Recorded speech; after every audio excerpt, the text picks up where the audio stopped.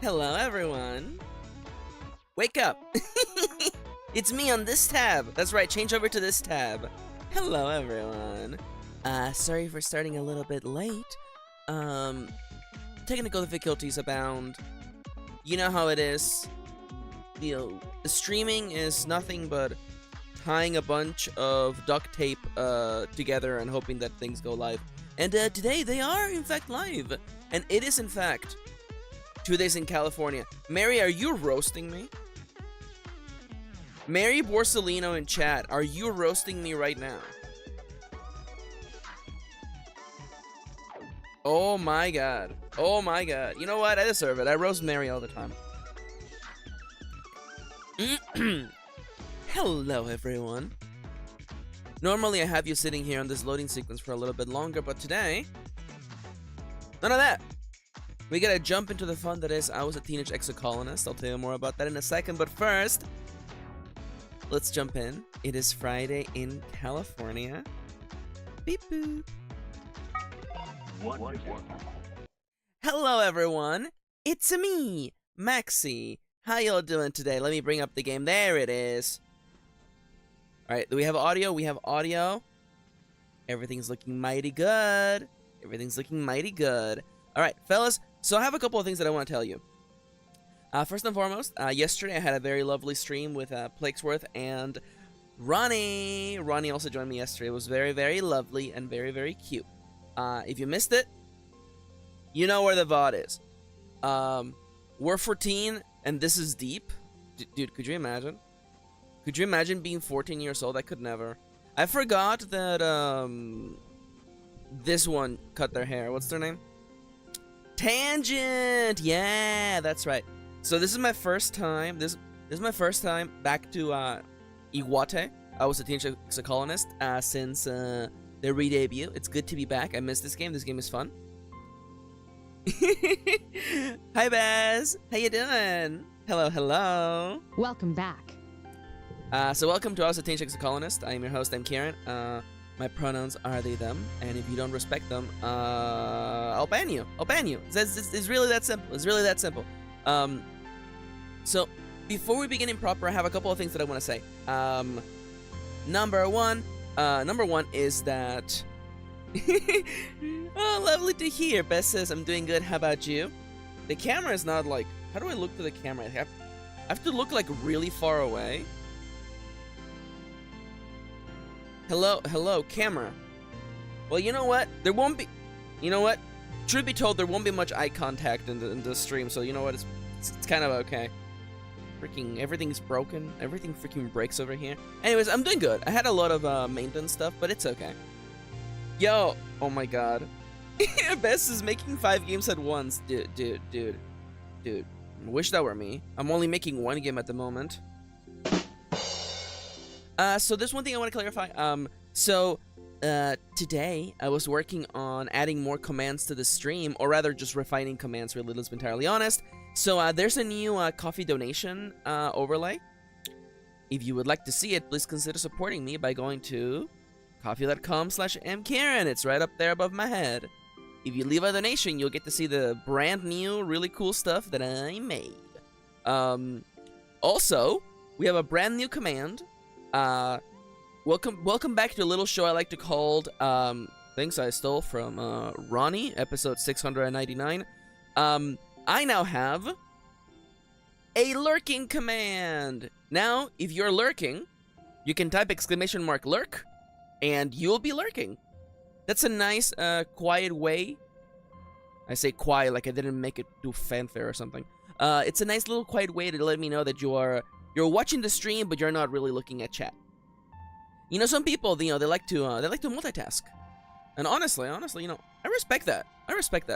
I'm very much a multitasker myself, so you know, if anybody out there's ever like, oh, I want to let you know that I'm watching, but I don't want to like be in chat.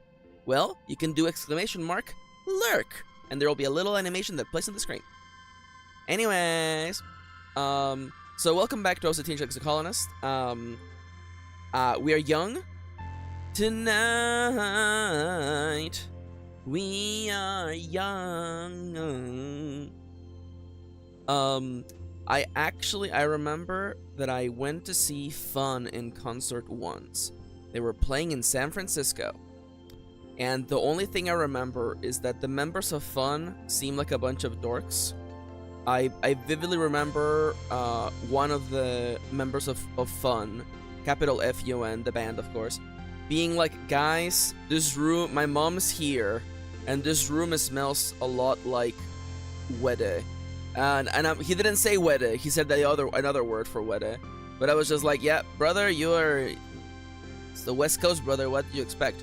You know, I just thought that was really silly. But I was like, guys, my mom's here. And I'm like, why did you bring your mom to the West Coast? Anyways. So I forget how to play this game. We have 1 action per 3 actions per season. We're in the quiet season. Is anybody's birthday today? Early dusk, remember that. And you are late wet. Perfect. Let me just double check. I wanna... It's just because I'm always a little bit hesitant. Maxi, have you remade all of the commands? No. No, I haven't remade all of the commands. Okay, so Tamaxi's awake. That's good. That's good. At least something is not broken today. Oh my god, emojis are working again. Holy crap. Okay, I'm pretty sure that emotes don't work yet. But if you put emoji in chat, emojis will actually appear and jump all over the place. So consider trying that out if you want. Anyway, so I was a Teenage Exocolonist. We're a teenager in space. I mean, though to be entirely honest, I mean, I guess we're all teenagers in space if you think about it. I mean, like, the Earth is somewhere, you know? I mean, like, the Earth's gotta be somewhere, and I have a faint feeling it's, like, in space. Anyways, so, we're 14 years old. We're the strongest teenager that there's ever been. We're literally maxed out at combat. We couldn't be any better at combat. And we have a pet. And our best friend's over here. And I forget what I did last, but I think we should probably... I'm not gonna be smart, but I should probably level up my talkie stats.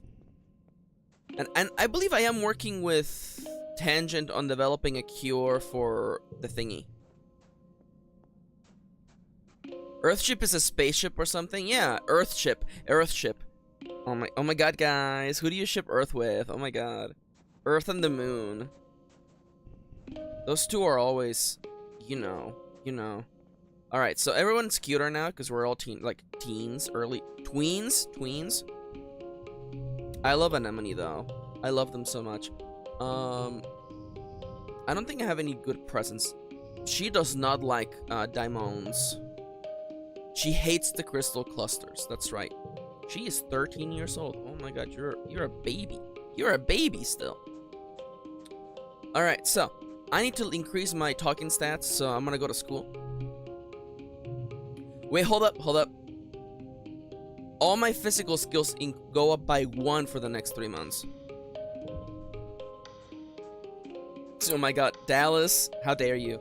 Dallas coming in with the cosmic body, you know, talk about physical comedy.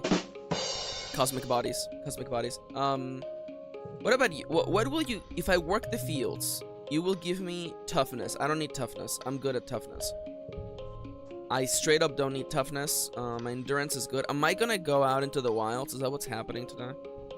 What about if I work here? Play sports ball. 1 toughness.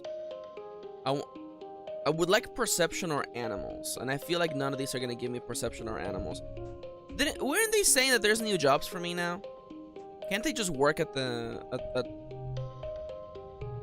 Yeah, aren't there jobs here? Visit the supply depot. Might as well go outside. You don't make a bad... You don't make a bad point. Don't they have... I don't have the drone rifle, but man... I'm looking at that drone rifle like, you know? I have a blast cutter, that's what I got, okay. I guess I might as well go. You know what? I have nearly full or empty stress, so might as well just go outside. You know what? I'm gonna listen to Dallas.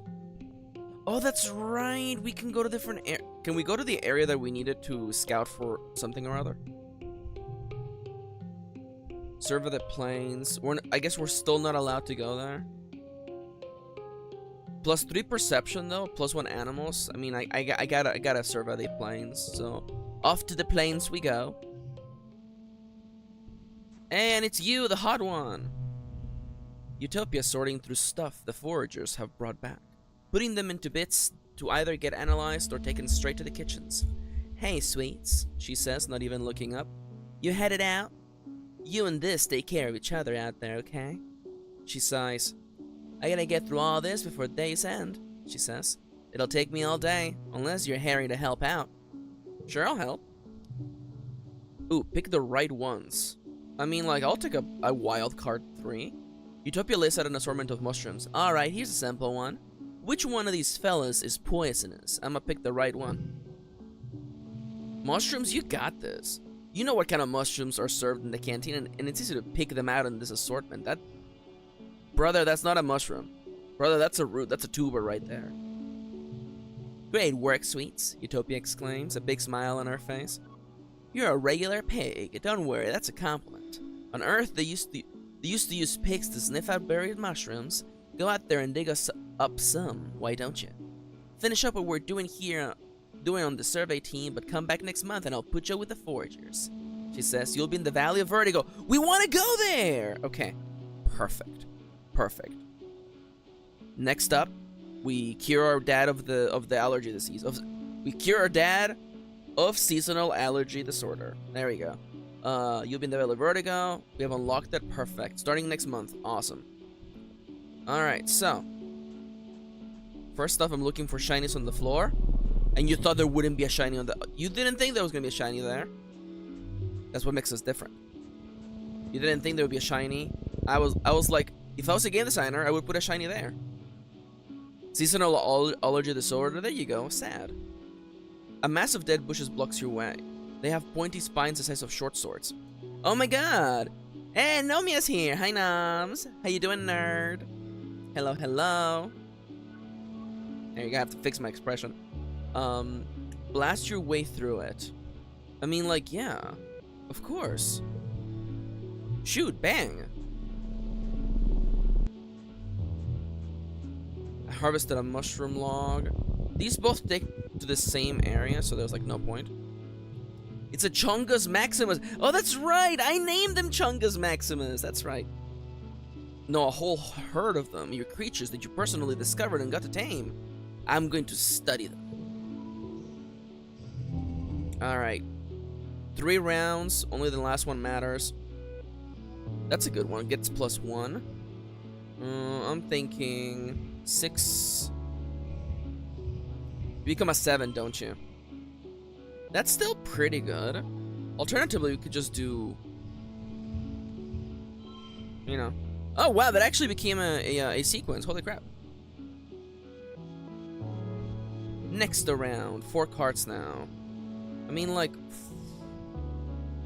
I would like to get all of these guys out of my hand. So let's do, like... Wait. No. You go here. You go here. And now...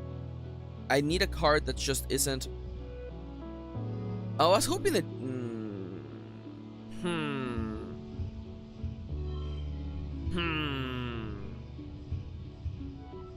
Well, this is... No. This is like pair now. Maxi, you're going so hard on this little mini game, Maxi. Yeah, I want to do extra good. Maxi, we should watch the new Precure together, says Nomia. When it comes out, yeah. By the way, the Love Live live drama that we were watching is only like 6 episodes, so we can actually like finish watching the whole thing with Kitty. I would like to do that first. +1 for each gem, +1 to all when it's a fighting challenge, +2 to the card on the side, +5, and you're probably the highest. And now we just have to arrange you in a way that like kinda like, you know, this is probably not the most optimal way to do it, but this is good enough. This is good enough. Okay, listen. -1 kudos for being a butt. You've seen this herd a few times traveling to this stretch of wilderness. All day they bask in the sun on the top of a plateau. Now that evening is coming, they're coming down into the plains to forage. I know it's forage, by the way, but I like to say where it's wrong. They like to hang out in the big groups and mostly lie around all day being lazy. That's such a Chungus Maximus thing to do. -1 kudos, +1 kudos, perfect. You gain some, you lose some. My main focus is to get as many gatherables as possible so I can give people gifts non-stop. Non-stop gifting, also known as the way that I like to tackle any kind of romance in video games. Find the route through its territory. Perception? Baby, I would love to level up perception. I would love. I am so close. 89. It's another triple banger. I would like to save the gem. Value is wild. What do you mean the oh, the value is anything. Okay. Okay, then become a 5 then. Wait. +1 to physical cards. Oh, I see. I would like one of you. All cards under 3 become 3.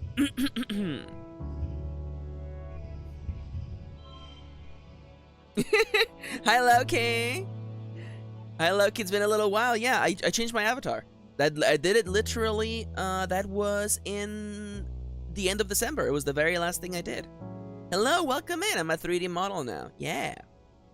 I also have a bunch of cool little features. Hell yeah, Nomia. That's fun.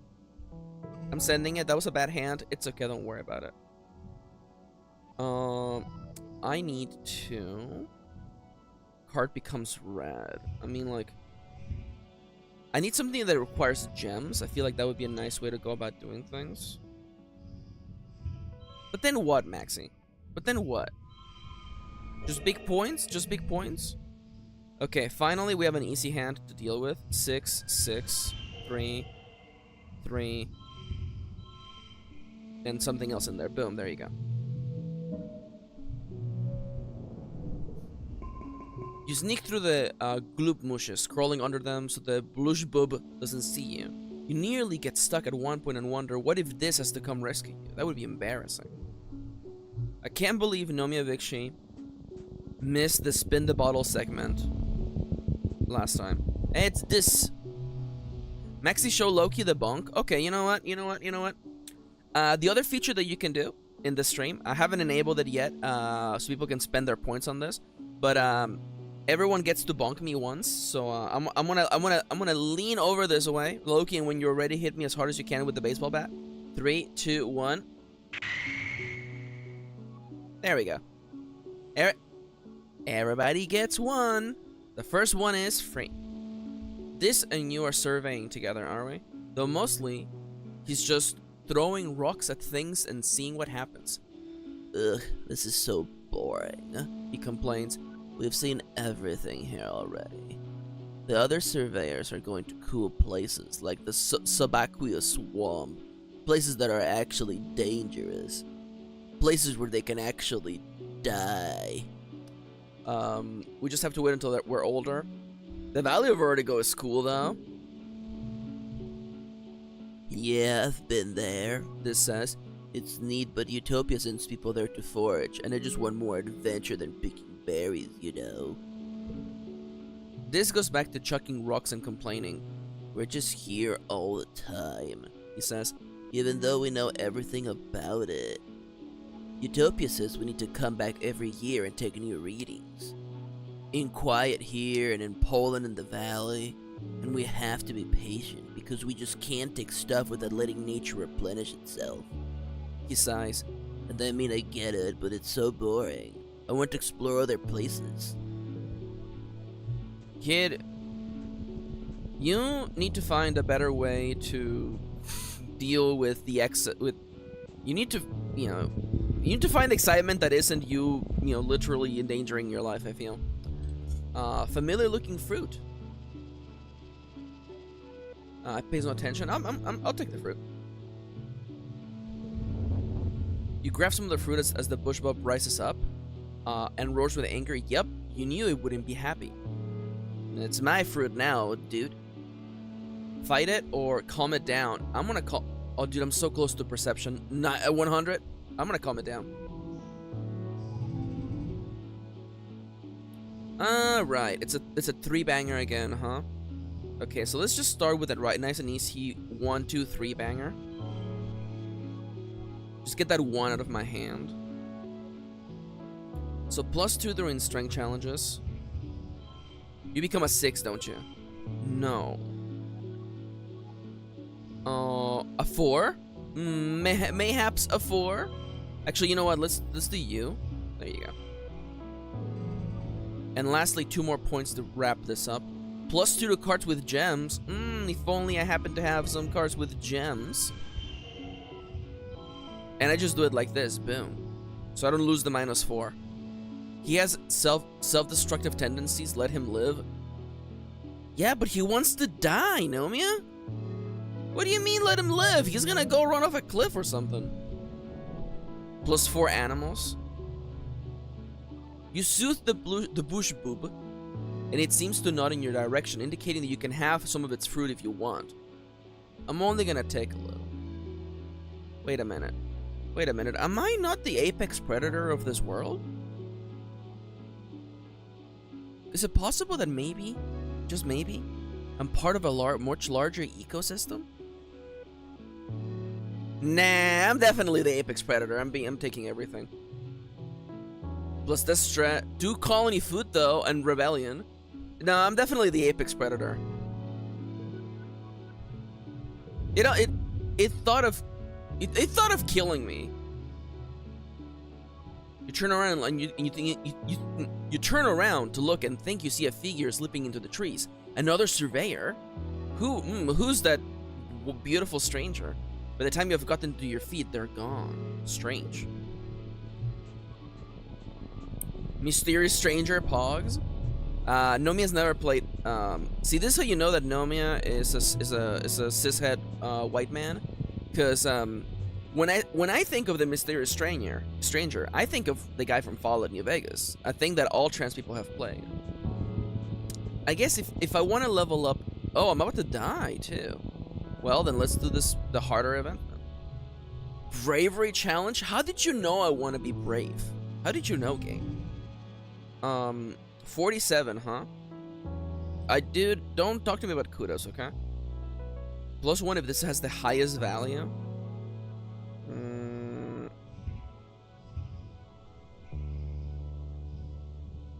So +4 +3 +2, I guess. Not exactly the best play yet, but we'll see.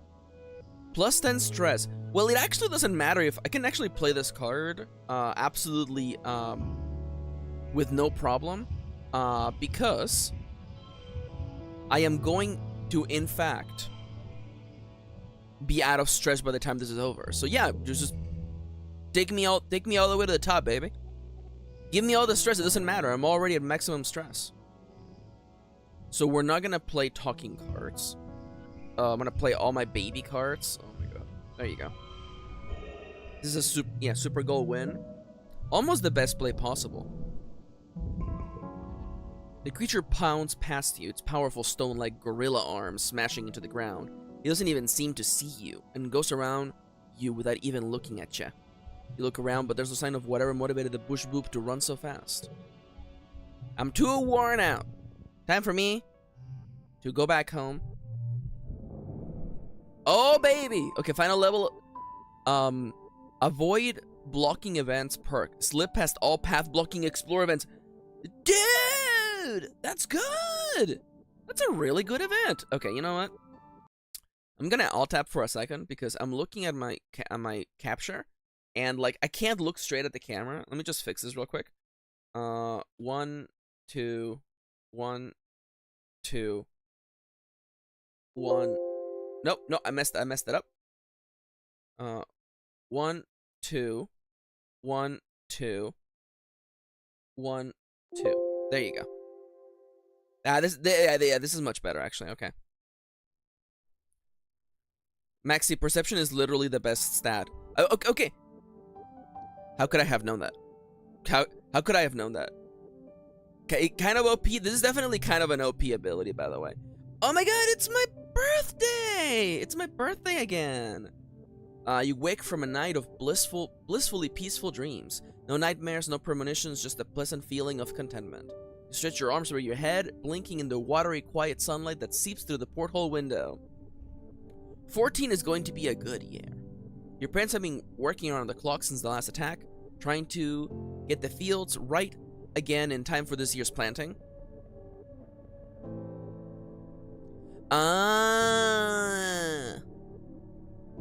Okay, well, how was I supposed to know? See, the thing is that, I'm stupid. Yeah, that makes sense. Your parents have been working, blah, blah, blah, blah, blah. They ask you to ping them when you're awake so you can share birthday breakfast in your quarters instead of sitting shoulder to shoulder with everyone else during breakfast service in the canteen. You fire them a message and lie back in your bunk, watching dust motes float lazily in the light. After a minute, there's a knock at your door. It's Antecedent! She sweeps into your room in a bustle of skirts and shawls and sits down beside you on your bunk. Oh, look at you, she says. Happy birthday, beautiful, 14 years old. Antecedent, where are my parents? Are they dead? Antecedent, you would tell me my parents were dead, wouldn't you? Yeah, she would. She would tell me. She leans in and gives you a motherly kiss on the forehead. It's been years since she took care of you in the children's creche, but all the kids still call her auntie and you think of her as a close relative. Her sweet baking bread smell is comforting as it ever was. She sits back and takes one of your hands in both of hers. Maxi, ever since I knew you held you in my arms as a baby, I knew you were so special, so important. Like the main character of a video game. You're becoming a young adult, but I want you to know that I will always, always be here for you, just like your mom or dad. Maxi, I promise you I will never die. I'm never going to die. No one you ever care for is going to die, Maxi. Everything is going to be perfectly fine. Okay, enough with the mushy stuff. Smart for my age? Oh my god. Antecedent's love. I mean, like, I hate to be an asshole, but like, you're offering me a card with synergy, so I'm sorry. Thanks for the mushy stuff. It's more than like, please, for the love of God, Antecedent, I'm gonna be honest with you.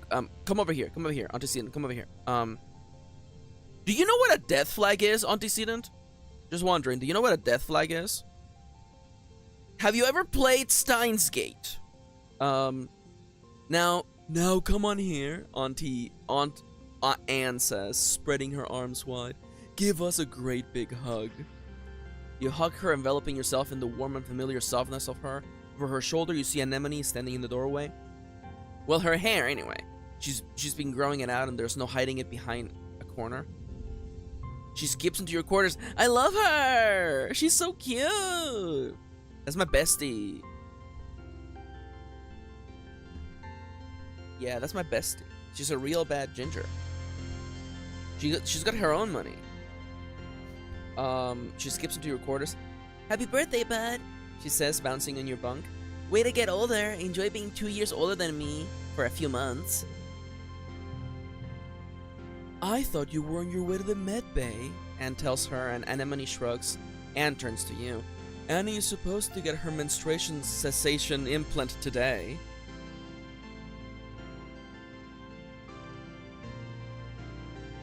Antecedent. Why would you say that? Why would you say you don't have to say that? I mean, like, there's nothing wrong with it, and there's nothing to be embarrassed about, but also you don't have to say it. No one asked. Who asked? Who asked, Antecedent? No one asked. You're supposed to go to see the surgeon today, the doctor, for your appointment. You don't have to disclose personal information, Antecedent. Yeah, I agree. Mom! Anemone hollers. Gross! Maxi doesn't want to hear about my period. I mean, like, okay. First off, there's nothing wrong about that. You know, we should be able to talk about these things. Secondly, no one asked. Anne smiles fondly at her daughter. It's nothing to be ashamed of, Annie. Getting your period is a beautiful thing. It reminds us that we have the ability to make life. It's a sign you're growing up and becoming an adult, and ready to take on the responsibility of taking care of that life. Anemone, this is life's reminder that you're going to suffer a debuff for the rest of your life. You're going to spend a quarter of it with that debuff. Anemone wrinkles her nose and throws herself on your bed. I am never making life. Ew, pass. Yeah, no, yeah, I agree. Maybe one day the two of us could. Oh no. Why would you do this to me? Why would you do this to me? Why would you do this to me? I think Anemone's cute. I think Anemone's cute. But fuck this game. Fuck this game for making me do this, for giving me this option. There are other opportunities to flirt. Is this opportunity to flirt, is it hard-coded to end in failure? Because it should. This flirt option should be hard-coded into the game's code to end in a game over. Could you imagine? I have never tried it, LOL. Wait, Nomiya never tried. You mean this option, you don't mean flirting, right? Nomiya must have flirted with someone in this game. No, yeah, of course Nomiya flirt. Could you imagine if Nomiya hadn't flirted with anyone in this game? No. Well, no one's ever tried this option. I mean, what's the worst that could happen? I'm almost maxed out. I'm at 90 out of 100. Yeah, you know what? I have to do. You know what? This is a good point. This is a good point. The thing that none of you are realizing right now is that I am in fact a stupid teenager. So I lick my hand. I comb my hair back with my spit. I look Anemone dead in the eyes, and then I say, maybe one day the two of us, maybe one day the two of us could make a baby together. And then I haven't read this yet, but I assume she's gonna you know what she's gonna do? She's gonna do this. Okay, you ready? And honestly, she should. Anemone flushes the same color as her hair. Oh, no off, she mutters, scratching her neck. Don't be weird in front of my mom, Maxi. Dude, the amount of times I've heard that. Anemone does look different in a good way, more grown up. You tell her that her hair is pretty, and she rolls her eyes. Oh, just cut it out, okay? She says, avoiding your gaze. My gaze, that's right, G-A-Y-S. Your parents finally arrive, still damp from the fields and bringing in the smell of crisp, tangy snow on their clothes. Oh, look! Birthday visitors, your dad exclaims. Anne, are you staying for breakfast? Anne reaches into her bag and brings out a stack of tiffins. Okay, I do want to make it clear, this is a writing nitpick, okay? This is a writing nitpick. She doesn't have to pull food out of her bag to be like, no, we don't. No, she could have just said, you know, I don't want to intrude on your family moment. Also, we have an appointment. We established that earlier. Why does she have to pull muffins out of her bag? That's a weird thing to have. Anyways, she pats your hand one more time. Happy birthday again, Maxi. You will always be my baby, even when you're all grown up. Your mom shakes her head as Anne and Anemone leave. Oh, Anne, she laughs. Sentimental to the core. Mom, you're doing that thing again, where you were saying that emotions don't matter. She starts laying out the cutlery for breakfast. But I don't know how the colony would manage without her and the children's crash, she says, and points a fork at you. Family is more than the people that birthed you, Maxi, and don't you forget that. Thanks, Mother. Alright, it's the middle of... Oh, new perk, that's right, yeah.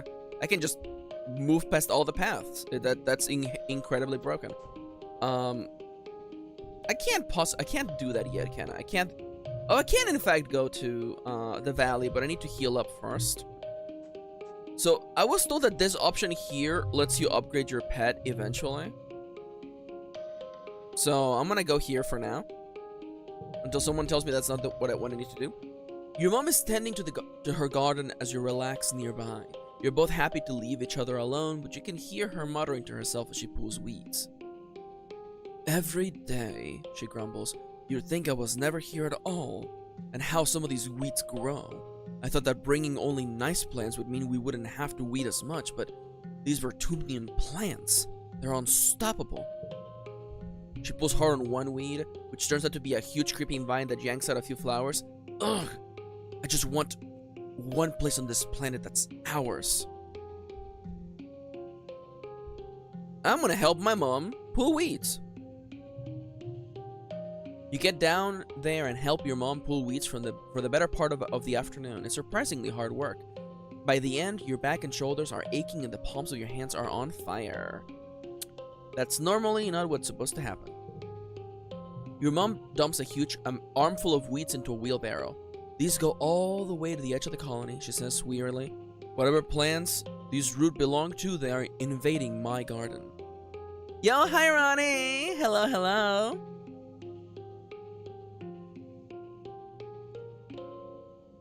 Huh?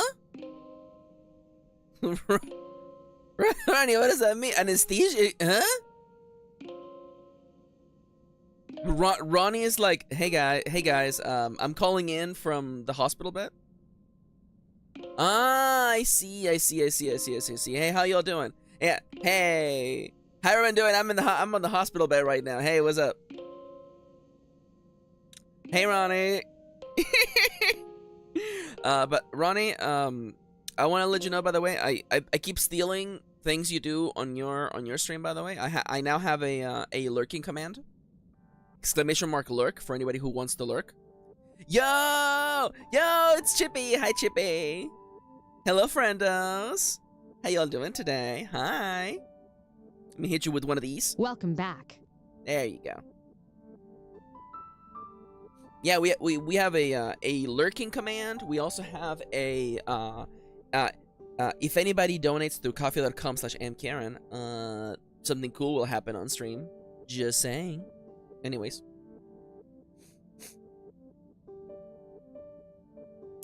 Thank you, Ronnie. I haven't fully finished updating the commands, so don't get excited. Oh, by the way, yeah, emojis work again, by the way. I meant to also say that. If you put emojis, not emotes yet, but if you put emojis in chat, they will appear on the screen, so get excited for that. Anyways. She turns towards the walls and yells, "You stupid pink bastards, so stay out there where you belong." Okay, Mom. Calm down, Mom. I would like to get... You know what I want to get rid of? I want to get rid of my baby carts. Yeah, oh, there it is, yeah. Ronnie's got it. Could I get some batteries in chat, by the way? I feel like the battery symbol is going to be like my new thing. I'm getting rid of this one, by the way, because, you know, this at least has an effect. There we go. See, they work. Some emojis are gonna be a little bit funky, like skin tones, but there we go. Yeah, thank you for the batteries. Thanks for the roses, by the way. Thanks for the roses. Ow. There you go.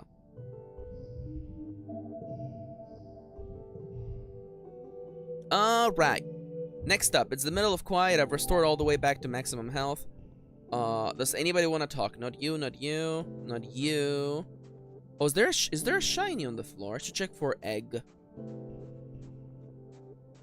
No egg. No egg and nobody want to talk, huh? I should have actually probably given gifts last time too, but... Anemone, what do you like, Anemone? You like the dino eggs. Well, if only this is where I would put all my dino eggs. If I had any. Ooh. Anemone grabs you by the shoulders. Maxi, you gotta help me, she says urgently. Mom keeps talking about how we're all gonna have to start having babies, and she gets this look about her. I don't want to have any scungy babies. Anemone shudders with her whole body. Why do I gotta be in a girl body anyway? I'm tougher and stronger than lots of boys, and no one's telling them they gotta have babies. That's right. That's right. You make a fair point. I probably shouldn't give her a flower. Here is a log. 1 free log. All my friends get 1 free log, by the way. Want to study together? I need reasoning to get to the next event. Okay. I think she likes... No, she doesn't like crystal. She likes the medicinal roots. But I should save that for later in case I don't get one. So I think... I mean, I guess I'll... 80 bravery? Oh, brother. Oh, brother. Let me give everyone their seasonal log, by the way. Ooh, want to hear a fun nature fact? Need biology 20 or greater. Do I want to advance this guy? I don't know if I want to advance this guy. Listen, I don't know if I'm going to make the time to date everyone in this game. I mean, I'm already here. Might as well just give you a log, right? She is very cute, though. Oh, she dislikes logs. Okay, well, that's a shame because that's like the easiest present to pick up. I would like to go... Oh, what do I have? I have 10% chance to increase skills, +1 to physical, and +1 to mental. So... We're exceedingly not getting any reason to go for physical skills anymore. But we have access to the Valley of Vertigo with the ability to skip all the events. So I think I'm going to just go and do that. I'm sorry. What is this? What does the Valley of Vertigo offer me? Perception and biology. Well, one of those is useful. One of those is a useful stat. Let's go to the valley. I believe we need to come here to find a cure for the thingamajig. Oh, this place is... It looks like we're like tiny people in a regular sized world. Utopia greets you warmly as you muster for your first expedition with the foraging team. Maxi, I'm glad you could make it. We need everyone we can get out here right now, boosting our food supplies. I'm ready to sniff out those tasties. Good luck hunting out there, she says, handing you out an oversized backpack. More like a basket than a backpack. Use your holopalm to identify edible and medicinal plants, and just throw them in there. I'll sort them back at the base camp. Oh, and keep on the lookout for creatures. It's pretty peaceful out there in the valley, but even a little bug will get you if you're not careful. Go slow, pay attention to your surroundings. If you're unsure about something, don't approach it. Stay on the path and don't get lost. We don't call it the Valley of Vertigo for nothing. Any questions? It's a fine day. What's a fine lady like you doing in a place like this? You cheeky hop-eye. She laughs, shaking her head and vigorously waving her hands to shut you up. You're making fun of my accent? Go on now, you rascal git. I don't know, I just think she's hot. Oh, hey, a free dino egg. Dude, she's hot. What you know? I have no excuses. Oh my god. The ability to no clip is so good. Hi, Joestar. How you doing today? Let me hit you with that. Welcome back. There you go. Oh my god. That's incredible. Hey, it's my pet again. And it's my pet one more time. Holy crap, this is incredible. Just being able to just skip around is kind of crazy. And get straight to the quest event. Let's go. Enjoying the snow? Hell yeah. I'm gonna grab all the things to get before I even bother doing any events. I'm telling you this right now. I'm gonna be 100% honest with you. There's 2 quest events here? Holy crap. Oh, that's an egg and the quest event.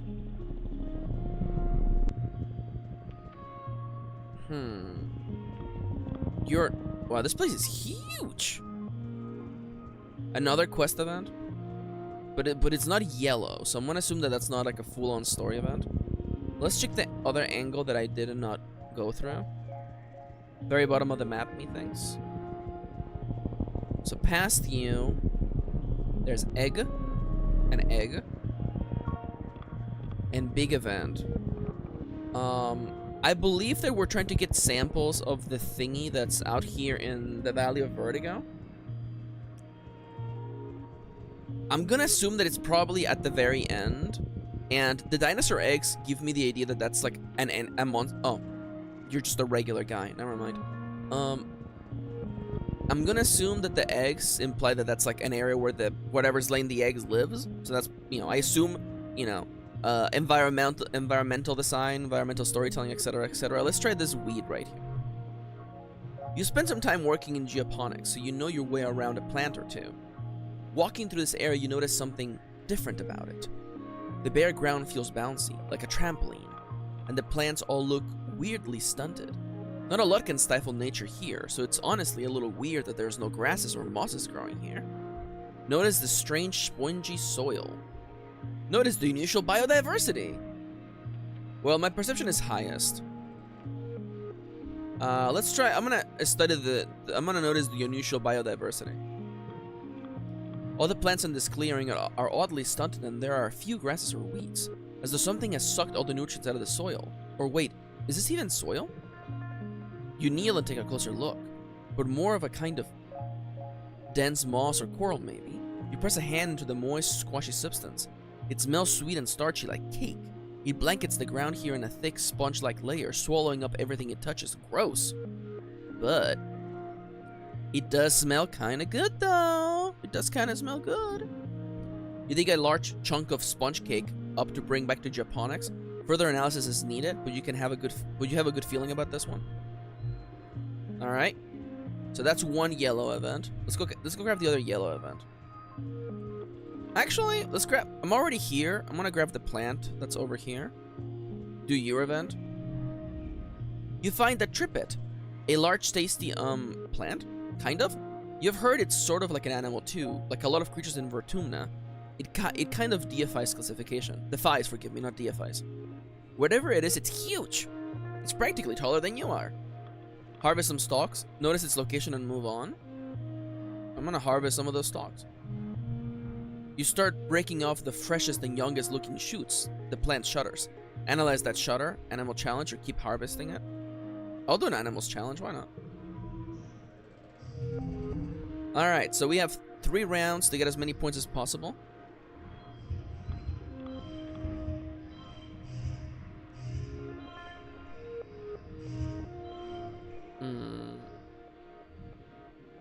Wait, what is this? Wait, what are you? Uh-huh. If I put you here, you become higher? Am I crazy? Maxi. Oh, that's the card that cost me -1. That's what you did then, huh?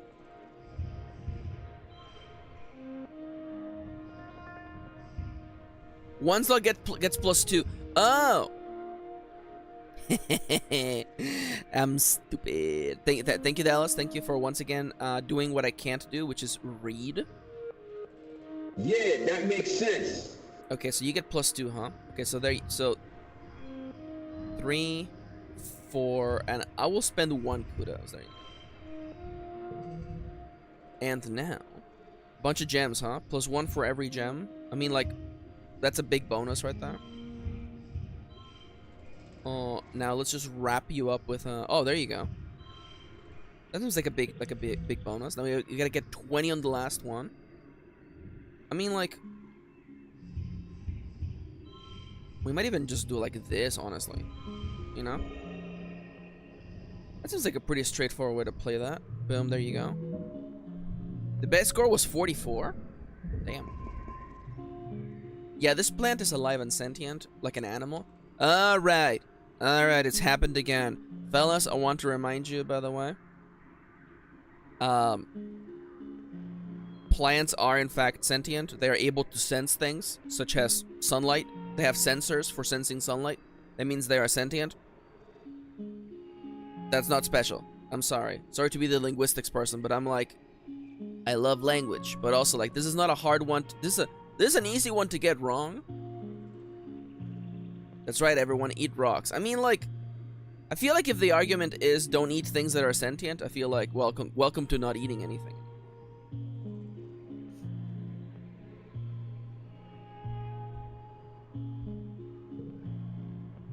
Buddy, I'm sorry, buddy. I'm sorry it has to be this way.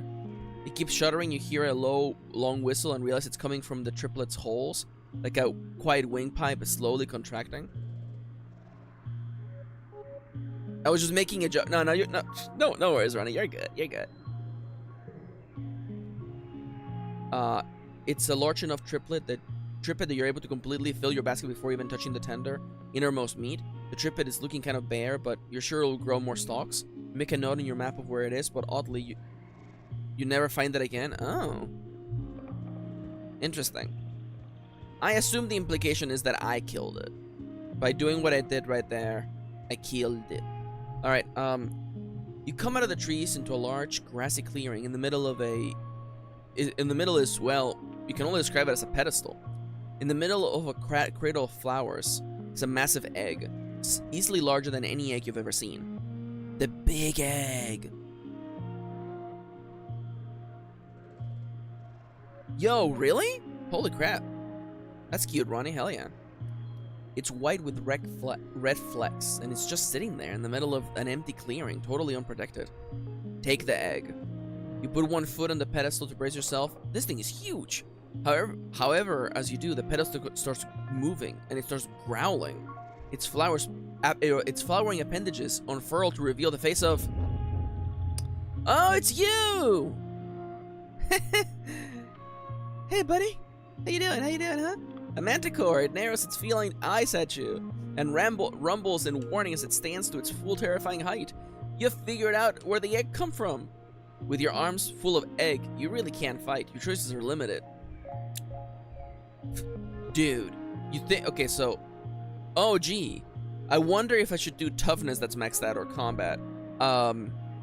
Fellas, I'm gonna become a monster hunter. That's right. I pull out my greatsword and I swing. Impossible? Huh?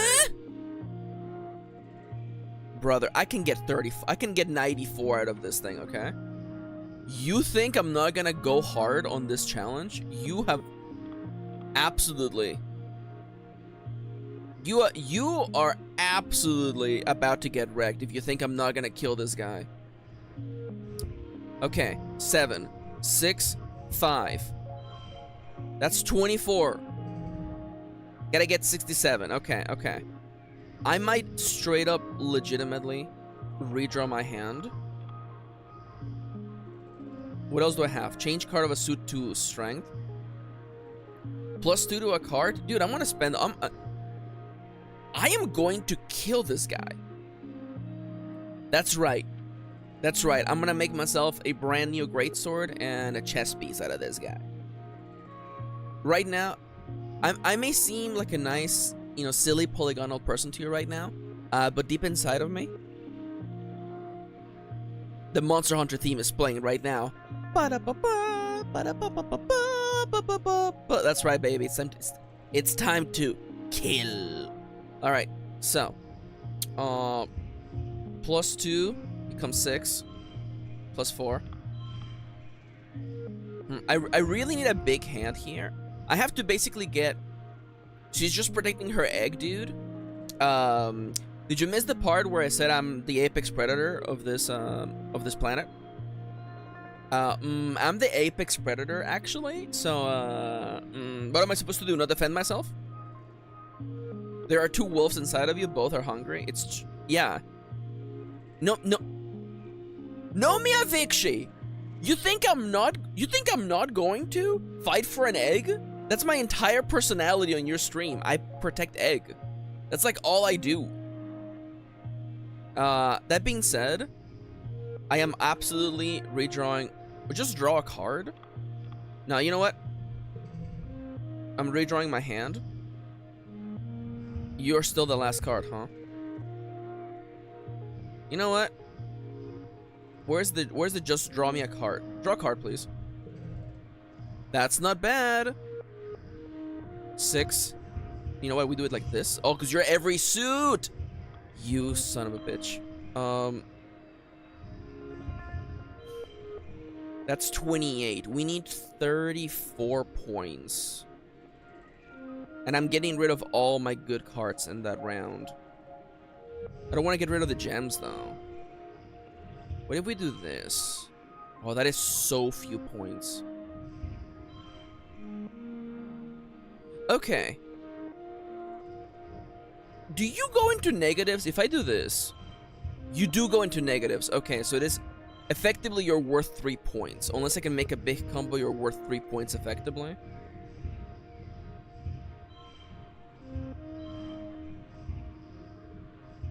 $26 is not bad.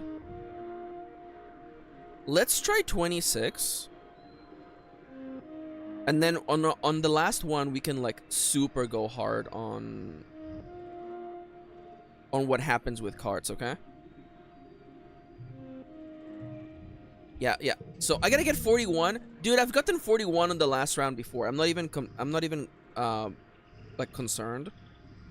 I would like to though. I would like to use this sucks. This hand that I drew absolutely sucks lots.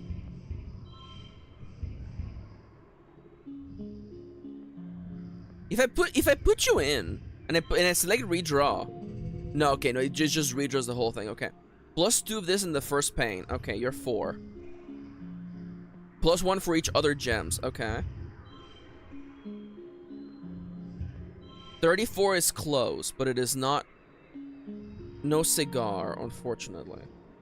+2 to a card. If I...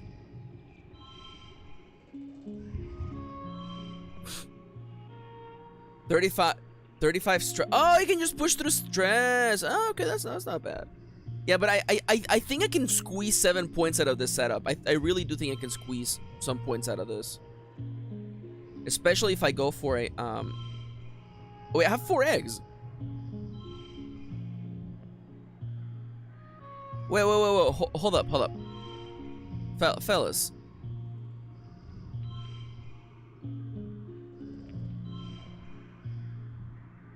Yeah, turns out all you need is the power of egg.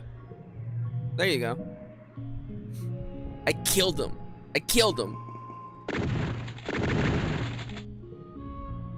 You are equipped with only your utility blast cutter, but the Manticore is hesitant to really attack you. Oh, really, GM?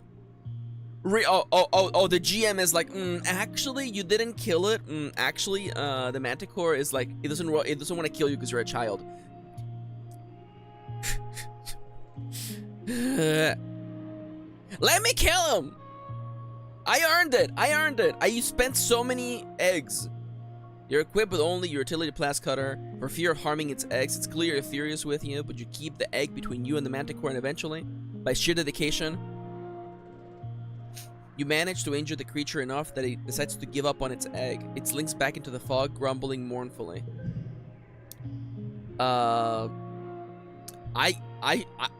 He should have let me carve his body. I should be coming back with like, you know, like 3 Manticore plates. Honestly, there should be at least like 5 Manticore plates, honestly. You're alone exploring an unmapped area of the Valley of Vertigo. The pollen is thick here and your air filter is overworked. A warning light has been flashing orange for the last 10 minutes. But there are plants here that you have never seen before. Flowers with intense rainbow hues and strange lumps of fungal matter which pulses as if they are breathing. You cut some samples. Utopia will totally give you extra kudos for these. The pollen is especially thick up ahead. Deep fuchsia and shimmering with color. Everything here seems to dance with tiny flecks of reflected light. It's kind of magical. Why would you turn back? Obviously, we should push forward. You push forward into a suffocating pink fog. It's so thick you can only see a few meters ahead. You follow the glimmering towards where it is densest. You come up upon a glade filled with what seems to be strange topiaries. They loom out of the glittering fog, each in the shape of an animal. They're all formed from the same spongy, glittering pink substance and dotted with finger-length fungal growths. You're so distracted you almost fall into a large hole in the center of the glade. Check for danger? You know it. You've seen plant-like animals before. Are these topiaries actually predators waiting for you to get close? You watch them carefully from the edge of the glade. They're completely still, not breathing. There are no life signs. Good. Your envirosuit beeps a warning. Let me take a sip of my water. Take a sample of the fungus and inspect the topiaries.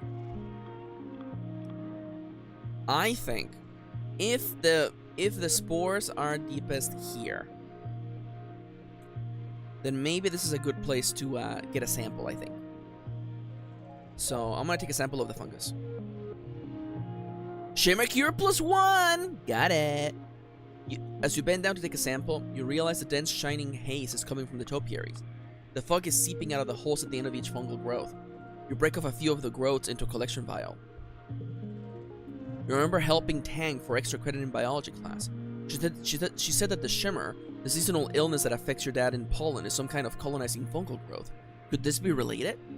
Your envirosuit beeps a louder warning. I'm gonna inspect the topiaries because I actually know that that's where they're coming from now. The topiary you choose is a large dog-sized quadruped which appears to be kneeling. It's far too lifelike. As you get close, you realize with growing revulsion that this was once a living creature, now encased or transformed entirely into sparkling pink fungus. It's dead. Alright, so that's what's gonna happen to Dad. The more you think about it, the more you're sure this is related to the shimmer. Well, I'm gonna look into the hole. At the bottom of the hole is a cave. It slopes down gradually towards the cave floor, only about 4 meters below, then disappears underground.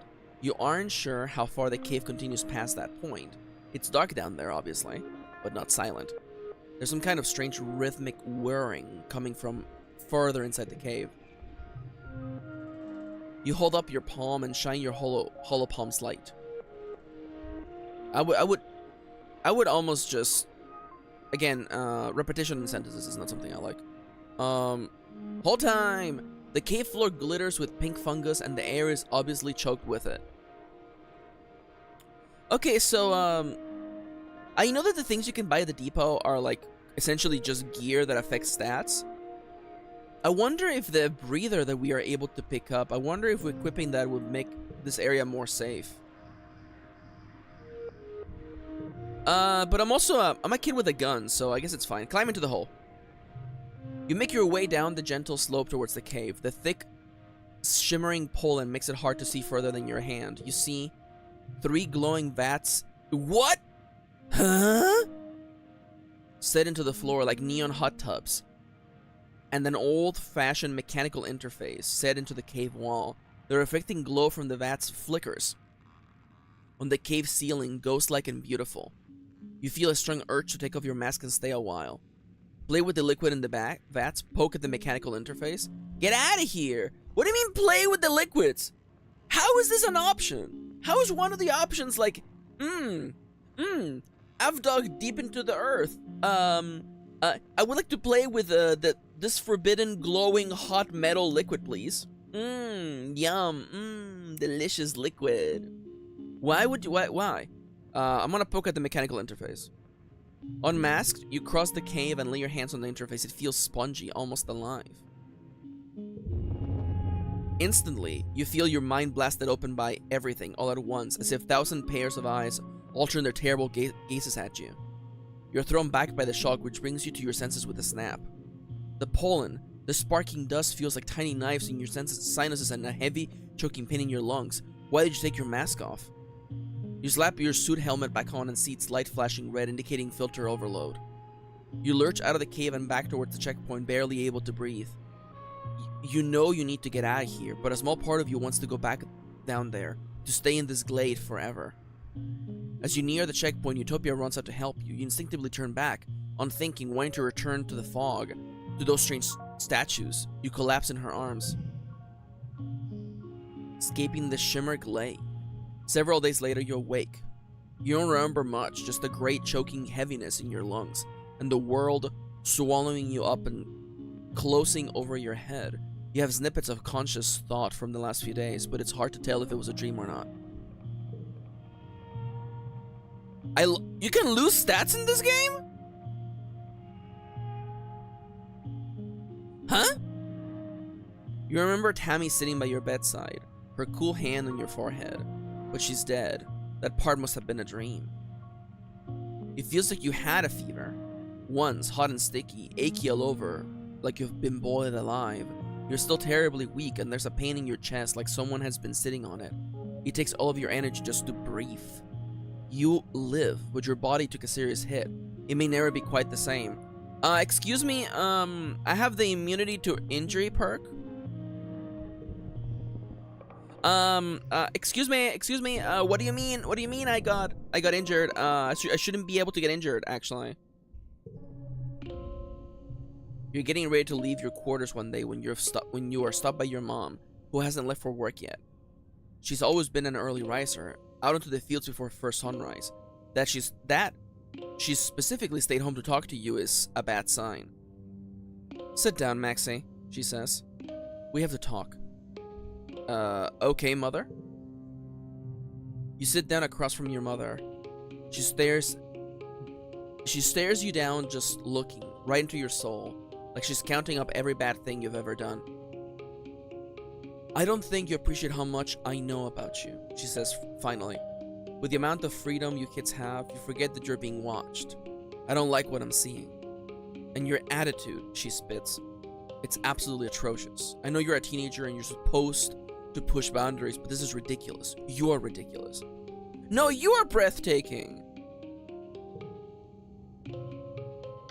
She bangs her fist on the table for emphasis. This isn't some Holovet high school drama, Maxi. This is real life. This is life or death. You think this is just a video game? You get what I'm saying? People are going to die if we don't work hard enough, she shouts, standing up from her seat. She scrubs her face and sits back down with a thud. Mother, I think you're projecting, Mother. You have to learn how to fit in, she says quieter. You're part of a larger community. An ecosystem. You're supposed to be learning that, but you're running out of time. Soon you'll be an adult. People will need to rely on you. I recognize that my mom is projecting, so I'm gonna empathize with her.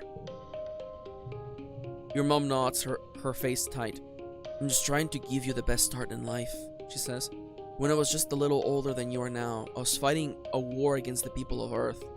Against the people of Earth? Huh? First they ignored us, then they mocked us, then they attacked us. She passed her prosthetic leg, and then we won. Also, we could give you the chance to grow up here. I don't want you to waste it. I missed social studies. Yeah, I did. Yeah, I never did go to school, did I?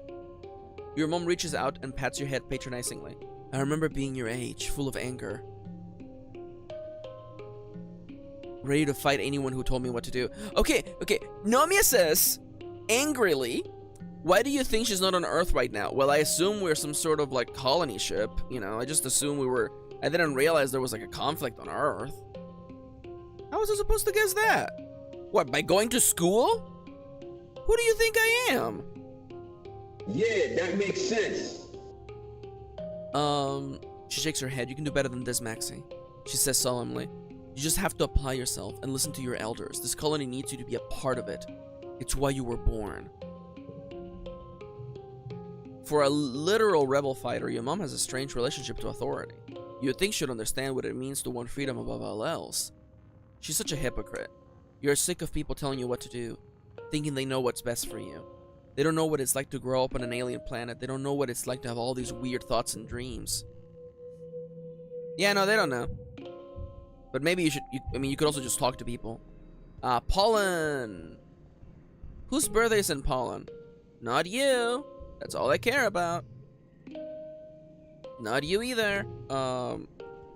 Hey, I got your sample. Okay. Wait, what is she saying? Oh, okay. Alright, well, I'll see you later. Anybody want to talk? Not you. You have an event, don't you? Yeah, but I don't know if I want to go for you. Hey, it's Papa! It's Papa! You can hear your dad sneeze all the way from the engineering. It's explosive, like he's trying to scare away predators. He's wiping his nose as you approach, on a handkerchief blotted with shimmering pink. Lately, he's also surrounded by a fine dusting of pink pollen that clings to him wherever he goes. You keep brushing the glitter off things in your quarters. He gives you a hug and brushes pollen off your shoulder, laughing self-consciously. You haven't heard him laugh much lately. He's been working hard trying to improve the colony's food supply. He's showing signs of malnourishment too, though your mom is worse. You're worried for both of them. Your dad's skin is kind of shiny in patches. He sees you staring and rubs his hands over his arms. Sparkling dust poofs off of him in little clouds, scintillating in the air. Oh yeah, that's a new symptom, he says. Seems harmless though. You should stay inside. You should see the chief engineering instance. You should be wearing your mask! Oh, and hide this beautiful face? Your dad laughs, rubbing his nose. Especially now that it sparkles? He makes a big show of checking his pockets. Oh, I guess I must have left my respirator back in the greenhouse. Alright, why can't he take care of himself? Your dad sniffles. Gosh, I feel like someone stuffed a whole watado pot up my nose. Like I could poke a stick up there and pop fresh watado juice. He just grins. Well, it's true. You follow his gaze out to the fields and to the lands outside the gate. I wonder if the foragers could use an extra hand. He muses to himself. Yeah, maybe I'll join them out there tomorrow. Okay, so the fungus is brainwashing my father. Okay. Neither of your parents are taking proper care of themselves. They're so stressed out from the poor harvest and low food supplies. They try not to let you see it, but you can tell. Maybe your dad is right. A little seasonal illness is nothing compared to the danger of running out of food. Naomi says I can get carts for free if I talk to you, Cal. Oh. Oh, that's adorable. Oh, wow. Free card. Wow, that was a free card. Wow, another card I have to get out of my deck next. Ronnie is not wrong. I need 20 reasoning, huh? I'm gonna assume that I don't need to. Do you think I need to be smart to find the cure to the shimmer? I mean, I just kind of assume that she's gonna, like, find it for me. You know, I get her the supplies. Time passes, my dad almost dies. I assume, you know. 80 bravery. Okay, well, how can I be braver? Going outside. Can I learn bravery at school? I have to visit the lab at some point. Okay. Is it engineering or sciences? Dallas, which one is it? Is it engineering or sciences? Now I will say I'm not against hints. I don't want spoilers. Hints are okay, especially if it's something such as like, oh Maxi, you need to go there. Oh, I wouldn't have.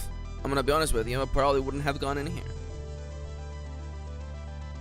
I don't think they want me to. I'm gonna assume that it is engineering. I'm gonna assume they want me to go to engineering. You know what? I'm gonna go to engineering. Tangent and Chief Engineer Instance have been hard at work in the lab trying to figure out a cure for the shimmer disease. You join them in their research. You're the one who found a sample of the shimmer fungus and analyzed it. You're the one whose father suffers the most from it. You confirm that the shimmer is an airborne fungal disease, and that the thick, choking spores and pollen are the same fungi from the Valley of Vertigo, the ones that colonize the host and turn their bodies into some spore-producing fungus. Finally, you have a long-due breakthrough. Sunlight!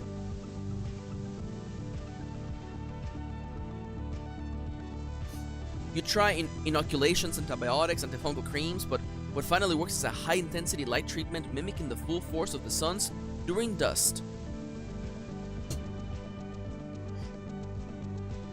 I dropped my water bottle, but I'm okay. It's always the mold. It's always the mold. You know, you've heard of follow the money? Have you considered, follow the mold? Of course, Tang explains. The fungus colonizes animals live during pollen, and some succumb to it, but the intense light of dust scourges the fungus from the survivors. It's all part of the natural cycle. The treatment works on samples, not to test it on a subject. Test it on me! That's right, I'm brave. Test it on me first. Kill. I'm the main character, I won't die. You open a triple-locked research room and pass through an airlock. You don't have an envirosuit on, but that's the point. You need a strong dose of this fungus in your lungs. The small room is filled with the shimmer fungus. It's growing on everything, the floor and walls, and on lumpy shapes that were some kind of biological matter once. Now it's all just fungus, violet and shiny. You breathe deeply, marveling in the feeling of soupy, dangerous air infiltrating your body. Tang watches safely from behind the thick plexiglass. You can't tell if she's jealous or impressed. Jealous, that's right. I'm gonna have this disease named after me. Oh, I lost stress.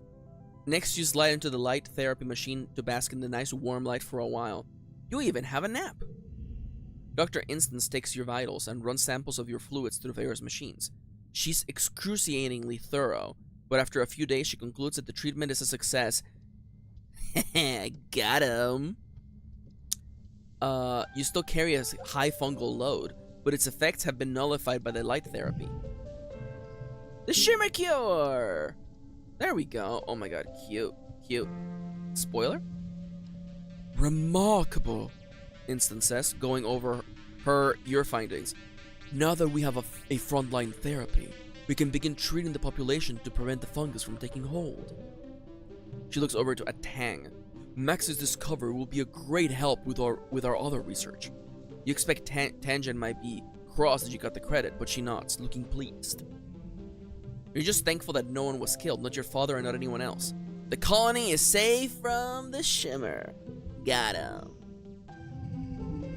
And now I have to study. All carts to the right of this become freaking that. You got it. I absolutely do not mind getting a little bit of this. Actually, you know what? I mean, I could also just...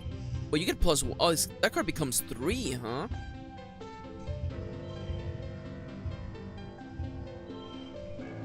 I would like... Is there any way... Oh! Oh, my headphones are low. Interesting. Thank you for letting me know, computer. Let me just switch my headphones, don't worry. It's fine. Everything's fine, don't worry about it. There we go. Alright, so headphones have been switched. I've been streaming for now almost 2 hours and an hour and a half. We're almost halfway. I do want to say, by the way, if you're enjoying the stream, please consider supporting the stream by going to coffee.com/mkirin. There's a brand new shiny thing for people who donate. Consider trying it out. Anyways. Alright. Oh, I have to get... this is a one-banger. I'm so used to having to, like... I'm so used to having to do 3 rounds that I'm like, oh, you actually want me to just do it in one? 120 stress? What? Okay. Maxi, breathe, okay? Breathe, breathe, okay.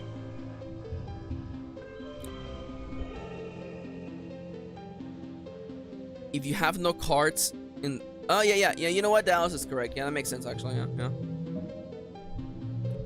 Engineering, and then gain some stress, and a little bit of friendship with Tangent. No problem. You are at lunch with your parents. Sliced soy cakes and watery broth again. Great. When they put down their cutlery and look at each other, then you. Maxi, your mom says, there is something we should tell you. We have tried to shelter you from some things, but we think you should know why we've been working so hard in geoponics. There's a meeting after lunch, and I want you to come with us. Okay! You follow your parents to the council room. Mars has also tagged along, and you take a seat near them as your mom and Auntie Anne stand to address the council. After Utica officially calls the meeting, she gestures to your mom. I am not going to mince words, Your mom says firmly. all of our efforts to increase fruit production in geoponics have failed, especially given the failure of the pixie beans. The destruction of the fields during the last attack put the nail in our coffin. By the end of the year, the colony will run out of food. The rest of the council murmurs in concern. You and Mars exchange horrified looks.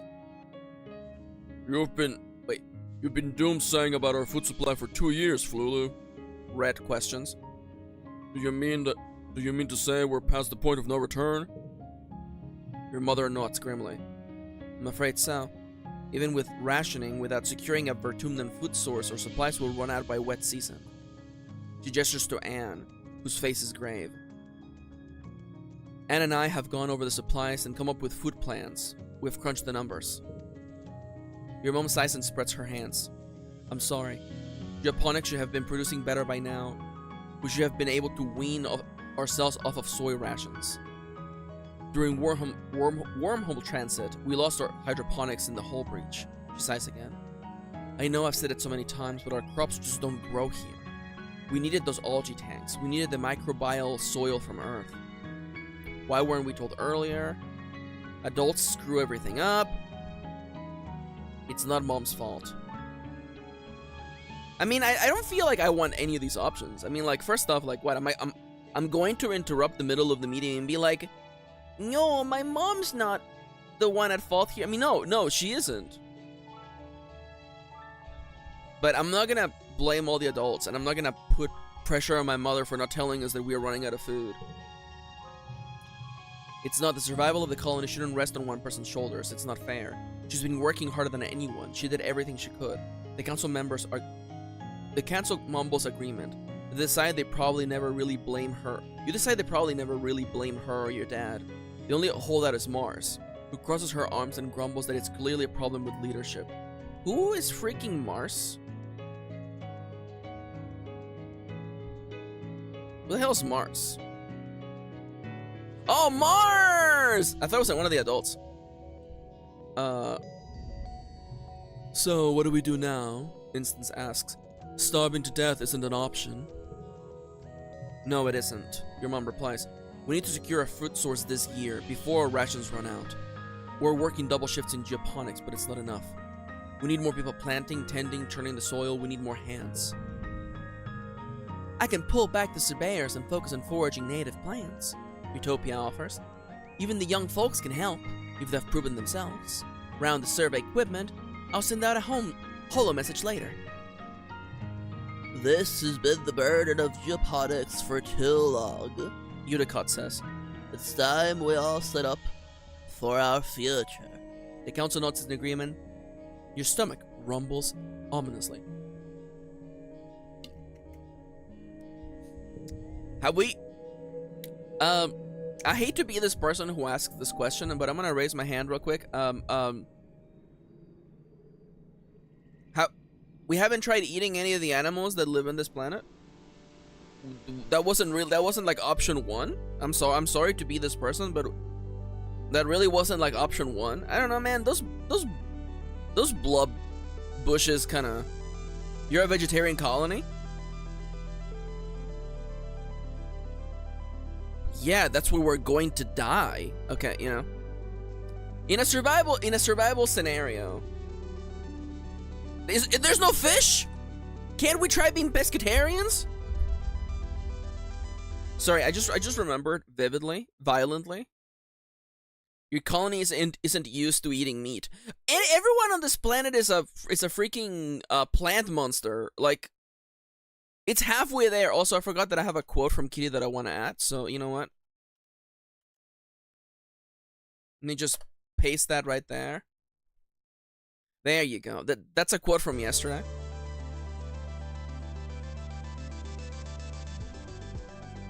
You didn't go to social studies. Once again, it turns out going to school was the right choice. Yeah, but if I'd gone to school, I wouldn't have all these ripping muscles. And this gun...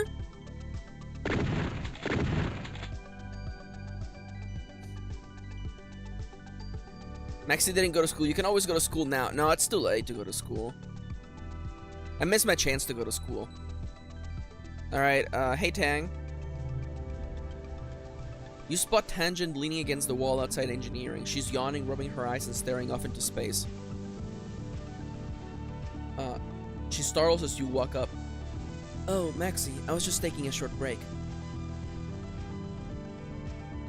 John's and infections join in and John too? I mean, that'd be kind of funny. Let's do it. Did you stay up all night too? She asks. I don't even remember when I last slept. May have been a few days ago. You haven't slept in 2 days? More like 3, she replies, then pauses for another jaw-cracking yawn. God, English is so dumb. But as I said, I'm tired. Even my hand's body has limitations. You look at her quizzically. Oh, I don't need to sleep as much as other people. It's a genetic what's it, she says foggily.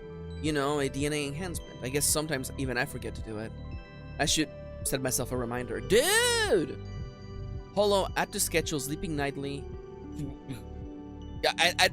At 11 at night for 3 hours? Probably not sleepily. That should do it, she murmurs. Her eyes are practically closed. Find her some place to take a nap.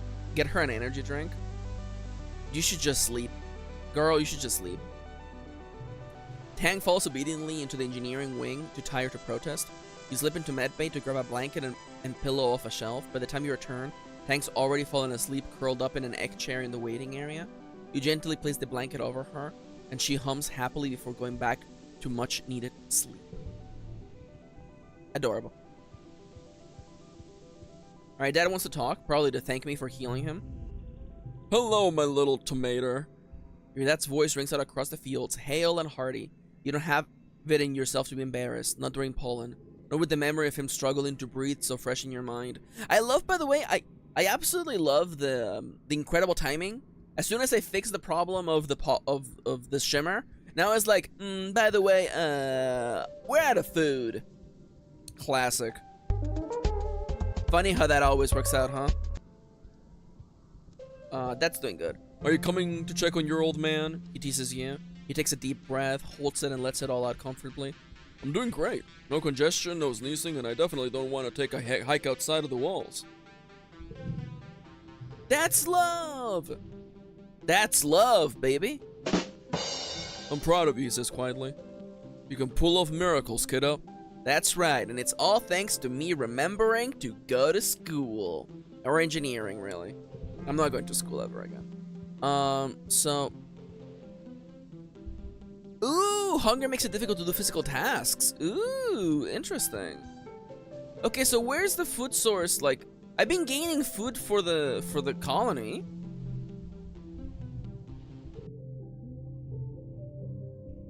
Okay, I guess we're at minus 60%, huh? Wait, hold up, let me read that again.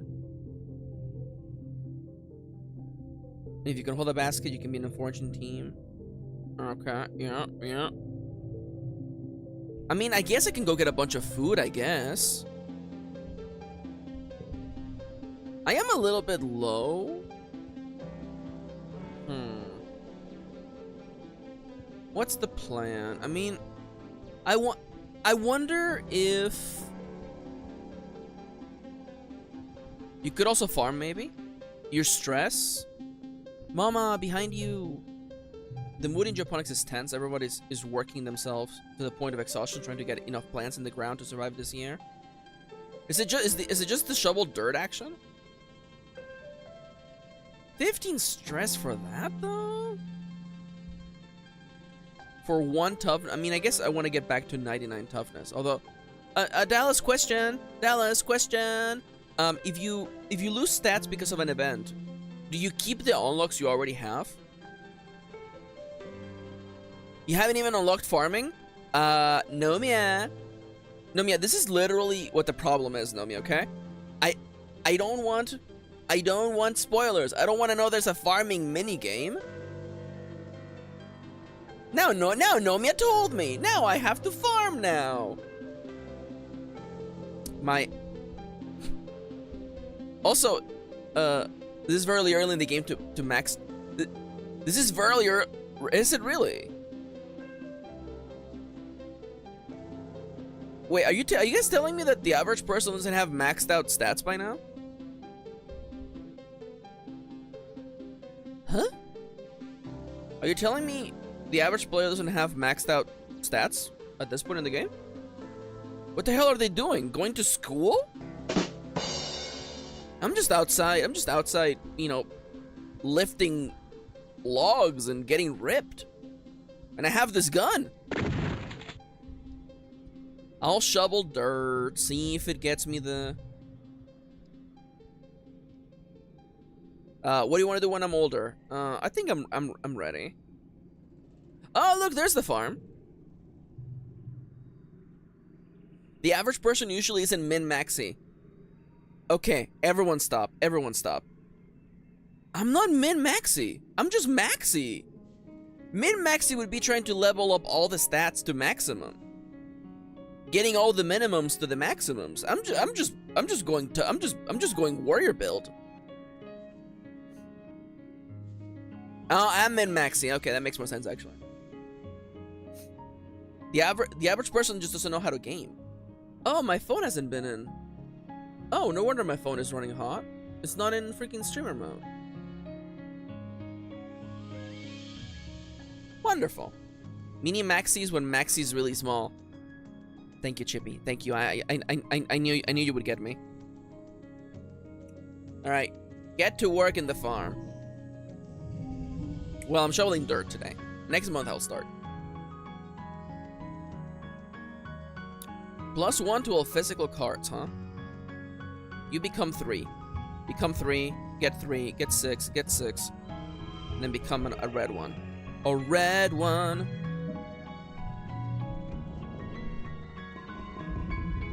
You know, oh, that's what I should do! Okay, everyone remind me. I have to change the name of the chatbot to min-maxi. I feel like that's a way better name than Tamaxi. I'm writing that down.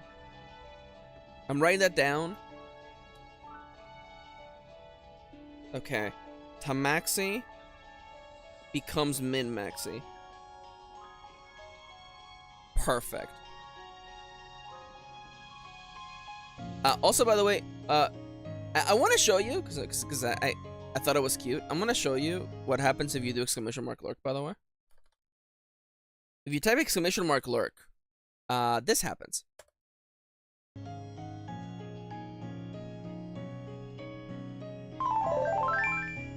Yeah, there you go.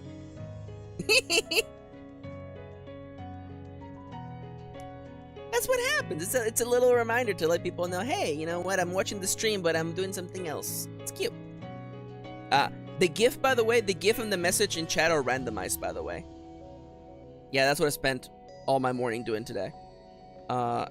Anyways, I'll be farming next time for sure. Unless somebody wants to talk.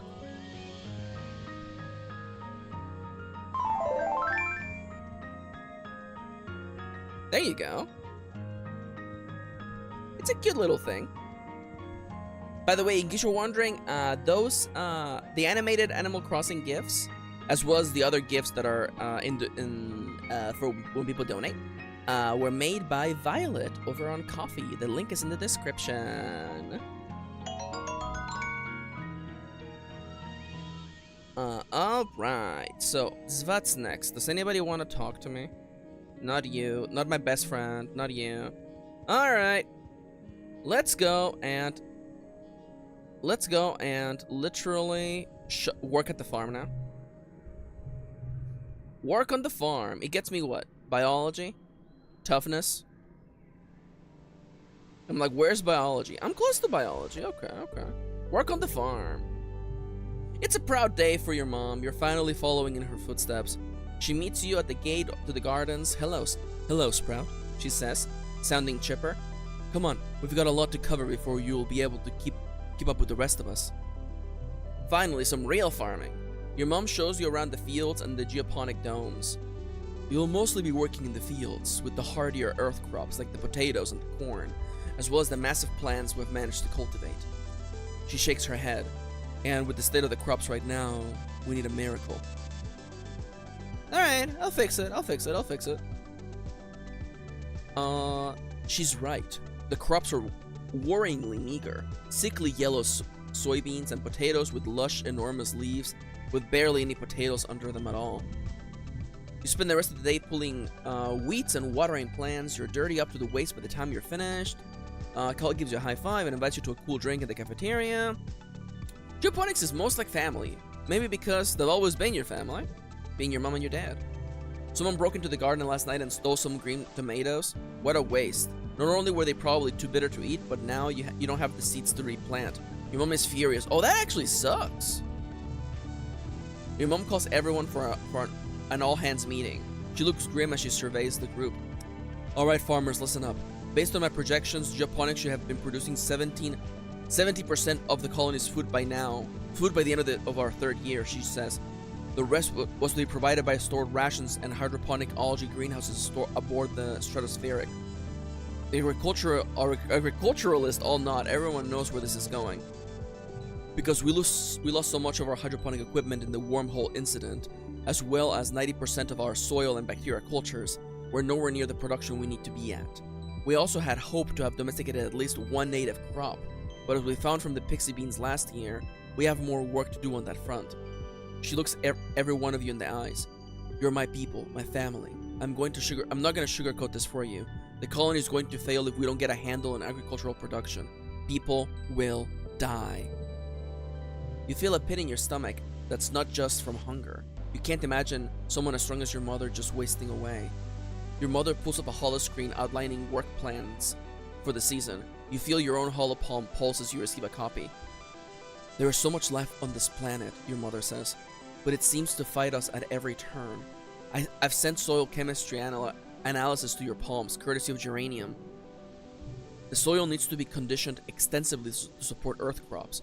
We need to cultivate more Vertanium crops in partnership with the foragers. We need to salvage what we can of hydroponics and get that up and running by the end of the year. Your mother will never stoop to being beaten, but you can see the lines of fatigue around her eyes. It'll take a superhuman amount of work to turn this around, but it is still possible, she says. You're the one who will save this colony. You're the people who will save this colony. I believe in us and the miracles we can perform here. Thank you for being here to do the work. Now let's get out there. Alright. I'll do some farming, Mom. Don't worry.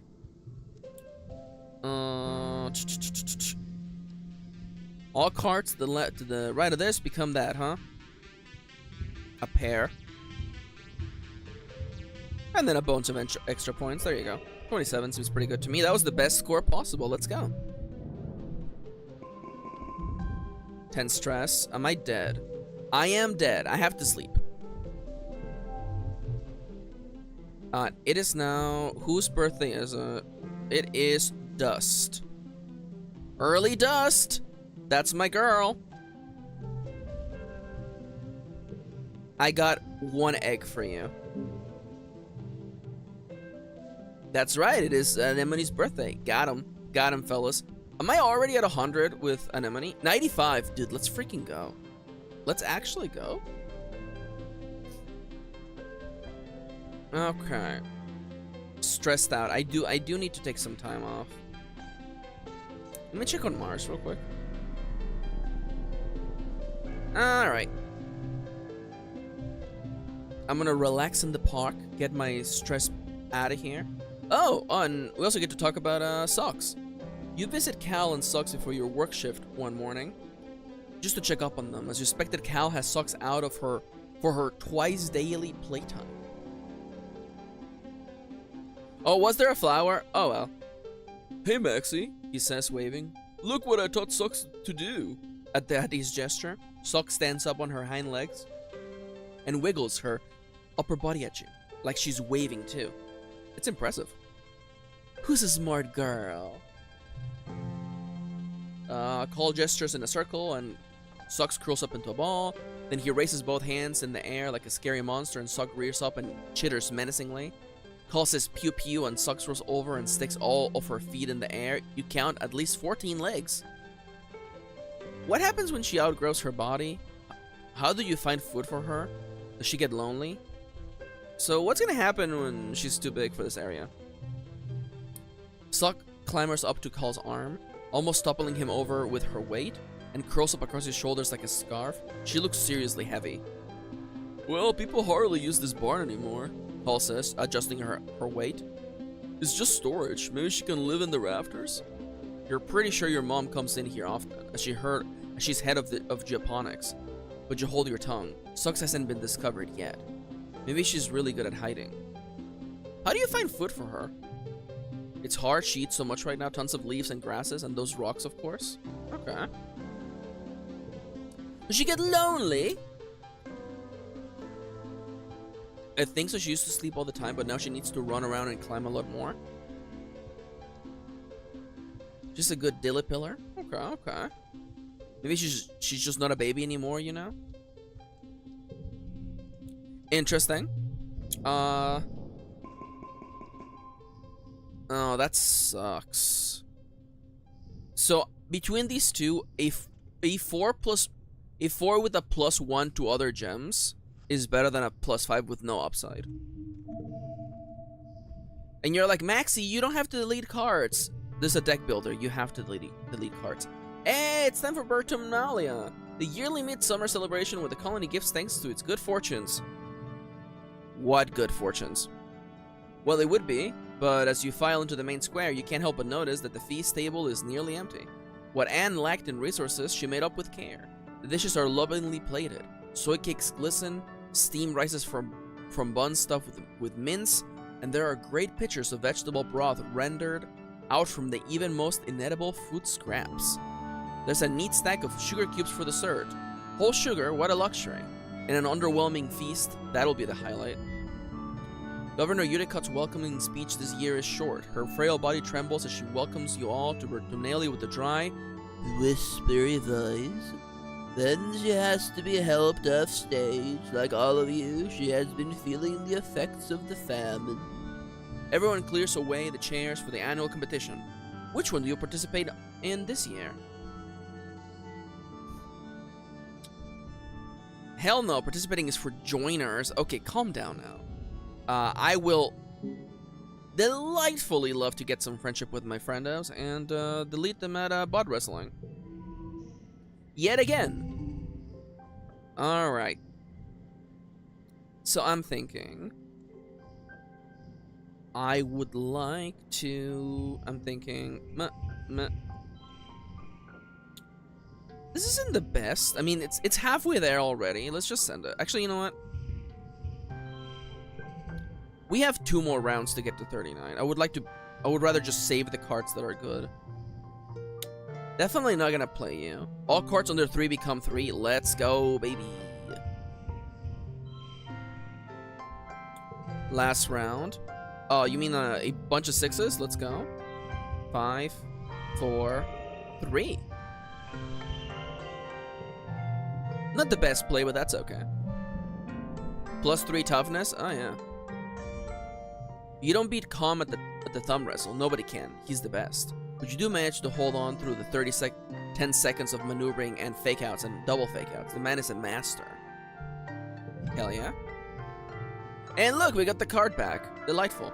Oh, I'm back to being popular. Oh my god. Oh, okay, so note to self, before going into Dust, be at half stress. Okay. After the festivities, the colony takes a few days off for a break, well, except for Geoponics and the foragers and the kitchens and everyone who uses the break from their usual work to help out in the places that didn't close. It's not really a break, but we take it easy anyway. Okay, so note to self, make sure to not waste the -50 stress. And just watch, next year there won't be a festival. Because we're gonna be dead. Just the person I was hoping to see. Your dad jogs over with a sunny smile. Hey, you wanna get your hands dirty? Well, more dirty? The survey teams are bringing in a ton of animals we're working on domesticating, and we could use your help. Hey, I have animals. I have animals. You already know your way around a shovel, so I figure you wouldn't mind stopping by sometimes and giving your old man a hand, he says, pointing towards the animal paddocks. Cole is helping out too, so you'll have a friend to work with. And if you happen to be out with the survey team, keep an eye out for more animals to bring home. Slaving animals? No way! Okay. So what are you gonna do? Die? Sure thing, Papa. Your dad smiles. Great, see you there. Tending. Oh, we can tend animals now. Oh, that seems like a great way to spend my time. Also, hi, Anemone. Oh, too soon to give you a gift. Oh, because it's still this. Okay. Yeah, you make a fair point, actually. Mars wants to talk. Mars. Oh, flower. Mars does not want to talk. All right, I'm gonna go deal with animals. Tend the animals, and this gets me animals and empathy. I could use some empathy. You meet your dad by the animal pens, fresh and ready for your first day at your new job. Your dad laughs at your clean clothes and your scrubbed face. Oh, Pumpkin. I'm sorry to tell you that you're a little overdressed for the occasion. He chuckles. You're gonna get dirtier and all heck today. And all heck. Go on, put on these overalls and let's get to work. You change and follow your dad to the float cow pens. He rubs their noses as he points out their names. I know they're cute, but these ladies aren't pets. He says they're livestock, and more than that, they're not really domesticated like our animals back on Earth. They're more like tame. We've given all the animals lots of room to roam, and we feed them well. They're not gonna get chased down and eaten by bigger animals, and we help them if they're sick. It's a pretty good deal, I think, but they're still pretty wild, he says. You gotta be careful with them. It's almost like I said geoponics is good for animals this whole time. It would have been nice if somebody had told me about that, yeah. Yeah, I kind of wish someone had told me about it. Oh, well. Well, thankfully, it's good that I discovered it all by myself. Yeah, that makes sense. He leans his elbows on the fence. We're pretty lucky that Bertumna has herd animals, he says. Makes it a little easier. We'll probably have real domestic animals in a couple 100 years. Well, kiddo, your dad says, spreading his arms. We've got all these animals. What do you want to learn about first? Tell me about the float cows. They're beautiful and pretty gross. You don't want to know where they make their milk, but I'll give you a hint, it's not dairy. It's not any weirder than when people used to drink. Yeah, it's true, actually. Who's the first person who decided that they would drink cow's milk? This is a fair point, honestly. The bristle lugs. Hey, it's these guys. Oh yeah, we got a ton of them. They're great, slow and easy to catch, and real gentle. Don't let the spikes fool you, they're actually really cuddly. And don't mind if you pet them. It actually helps them. In the wild, they'll be scratching up on all sorts of things to knock off those itchy berries. Interesting. Sugar bugs! Yeah, that takes you to the rows of crates where the soft, squishy sugar bugs are all clumped up together in the moist muck. These guys are pretty cool, he says, picking one up, and it fits perfectly in his palm. They're a colony just like us, and if you tickle them, you get...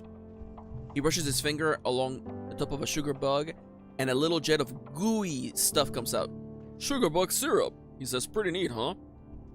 And the tripets? Oh yeah, we know. I know about this, guys. No joke, we thought these guys were just plants for the first couple of years. Oh, the berries were eggs? Oh, I thought they were... Oh, interesting. Thank you, Dallas. We transported them from the wild into the greenhouse, but I guess that was just part of their life cycle, because it turns out they're sentient and can move around and stuff. We moved them out of the greenhouses and into the barns, but they don't really treat them differently. They still mostly just sit there. I don't think we should eat animal stuff. Let's get started. Great, your dad says, clapping you in the back. That's the kind of energy. I want to see you around here. We need someone to muck out the float cow stables. They might float, but their poop sure doesn't. He lends you a shovel. How fun. Oh, delightful. Delightful, father. I shall scoop poop all day, father.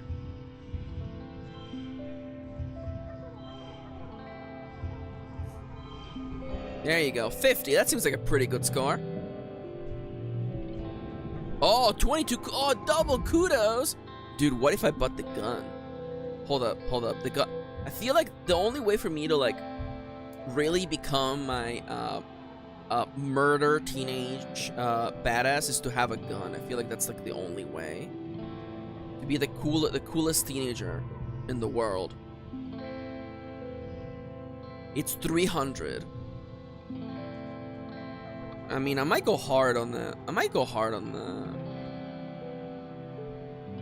Is it 3 months? Ooh. I think I'm gonna do that again, honestly. I want the kudos. It's gonna take a while to get to, 300, but, the grind has to start somewhere, And back to working, tending the animals. I would like to level up animals all the way. There's a lot of pressure to slaughter more animals to bolster the company's food supplies, but there's just as much counter pressure to not, both on moral grounds and because an animal can only be slaughtered for meat once. It's a better long-term strategy to keep them around for food to produce naturally, but everyone is hungry. Yo, hi Kendra! Hey boy! Hey boy.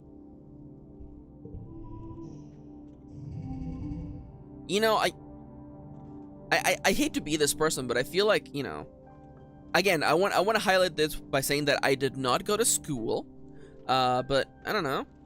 We don't have to kill all the animals or keep all the animals as livestock. We can, we could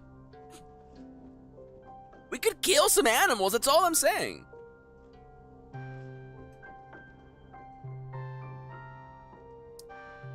Hey Maxi, says Nomi of Shame. Do you think your anti-capitalist environmentalist parents would appreciate their teenage child having a gun? They would if it meant that I get to run around like a monster hunter, killing predators that keep endangering our livelihoods. I feel like Nomi is forgetting that they literally nearly killed all of us last time, and they sabotage our food supplies too. So honestly, like, eye for an eye, baby. Card becomes... I don't actually believe that. I'm saying that because it's like kind of like the bit that I'm playing as a bloodthirsty teenager. Definitely the continuing the cycle of violence is definitely not the way to go. Are you sabotaging their food supplies? I am. By killing them. I think you're forgetting that you're an invasive species. Oh, I see. Nomi Eviction says the only morally correct thing to do is to let your family die.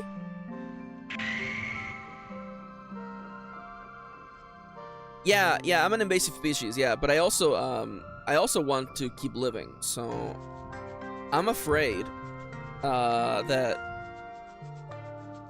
+3, this is the highest value card. This is a one banger, huh? Oh, and card becomes red. That's pretty good. +6. Oh, I got. Okay, what is level upgrade? Pets be relaxing in the park. Let's go. Kendra says I can't weigh in until I know that if the monsters are cute. Hold up. Kendra, do you think this guy's cute? Do you think this guy's cute, Kendra? Please note that he killed a guy. He killed a guy we knew. The monsters are cute. I don't care if they're cute. I'm not going to like let my species go to extinction just out of wow. Could you imagine being the person? Could you imagine? You know, sure thing. My family is, my entire species is going extinct. But you know what? At least I went extinct on top of the moral ground. Yeah, right, Nomi Eviction. Yeah, right, Nomi Eviction. Hi, wifey. My wife is here, everyone. Say hi. Say hi. He has been. Yanto's here. Why are you so mad at me? Nomi, I'm not mad at you.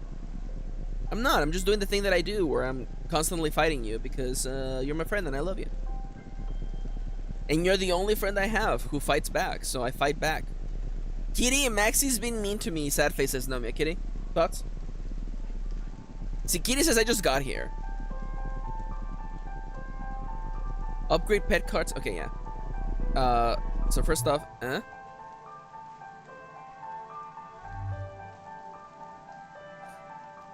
I'm sorry, I forgot we have a Toby quote. I mean, we have Toby quotes, but quote 295, it's Dale's Fortune. I just die every day in Minecraft. Every day I wake up and break my Minecraft legs and die every day. GP says, Kitty, hi. Hi, Kitty. Maxi, tell Kitty I said hi. Kitty says hi, Chippy.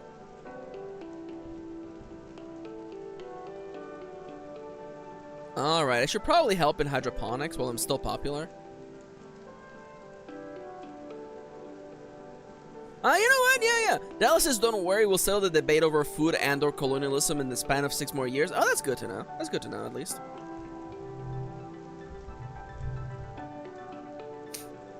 Well, I'm maxed out in animals. All my red stats are maxed out, so I have like no... I mean, mechanically speaking, I have no reason to do them. This gives me biology. It's essential... Wait. 12 kudos. 10 kudos.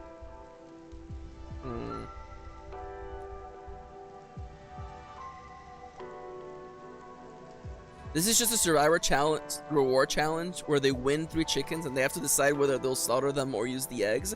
Well, that's a bad example because clearly you keep the chickens because they lay eggs every single day.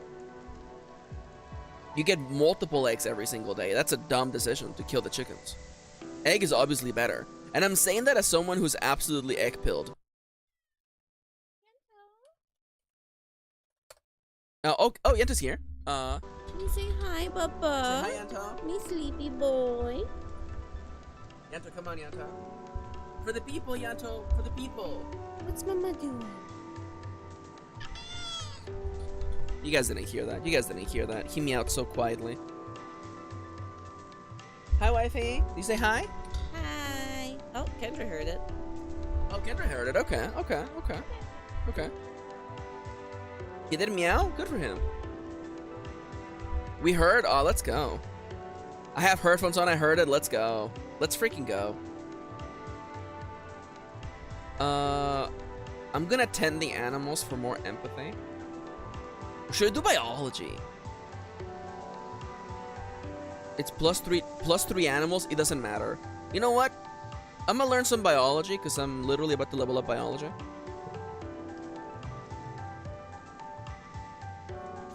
You overhear Chief Steward Anne begging your mom to give her extra rations for the children in the crash. It's hard to hear your mom turn her away, but what choice does she have?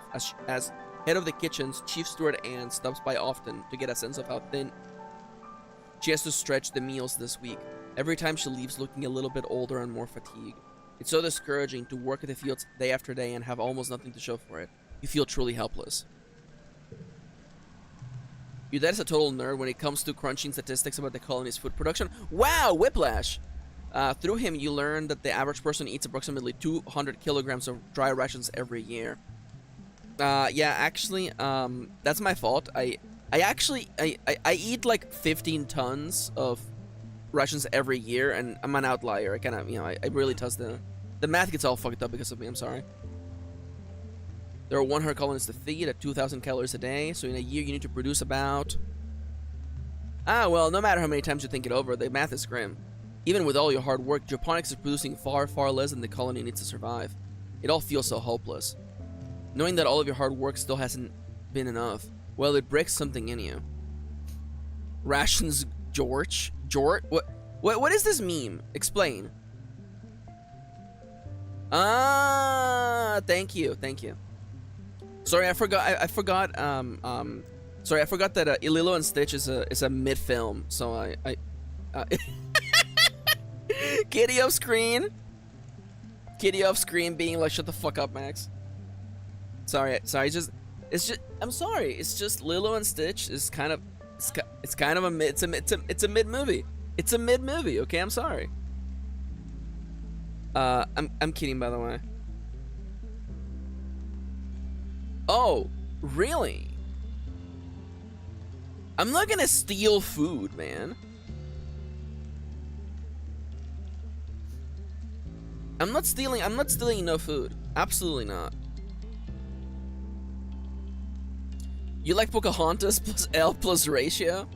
Ooh, ouch, ouch, ouch, ouch, ooh, Ooh, oh wow. Oh, Chippy, ouch. My body, it hurts. Chippy.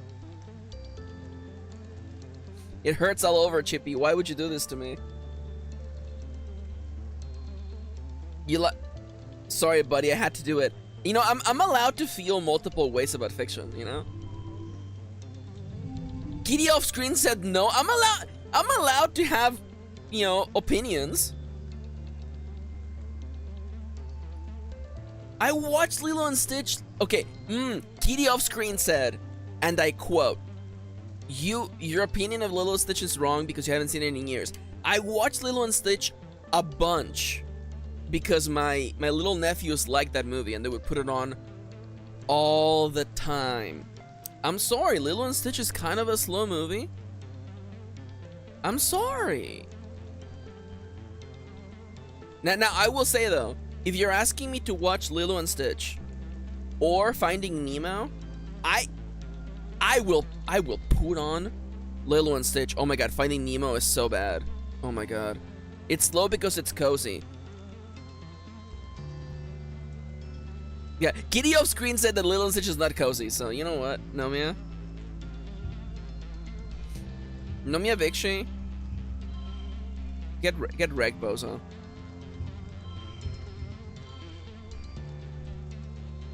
Oh, I gotta get 28 out of this thing. How am I going to? Oh, sort cards by suit, that's lovely. No, I do not like. Finding Nemo is even worse. Finding Nemo is such a terrible, terrible movie. I'm sorry. Sorry, I could do a whole essay about why Finding Nemo is a bad movie. It has like the two worst kinds of main characters. Because you have the dad who has a great mission. He wants to find his son, but he is abrasive about everything he does. And then you have the Bluefish played by Ellen DeGeneres. Dory, thank you. Who is a terrible character. Essentially is just there to make the plot go in other ways. And it's just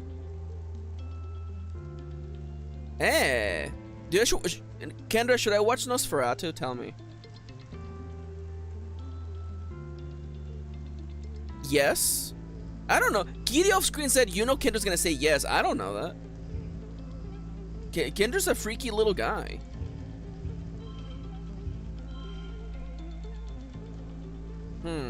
You became a 5 out of that, huh?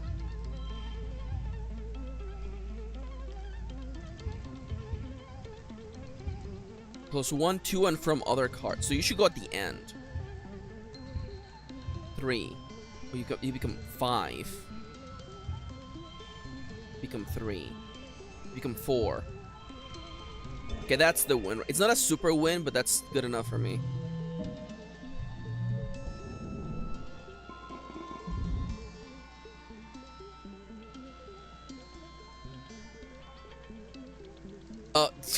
No me.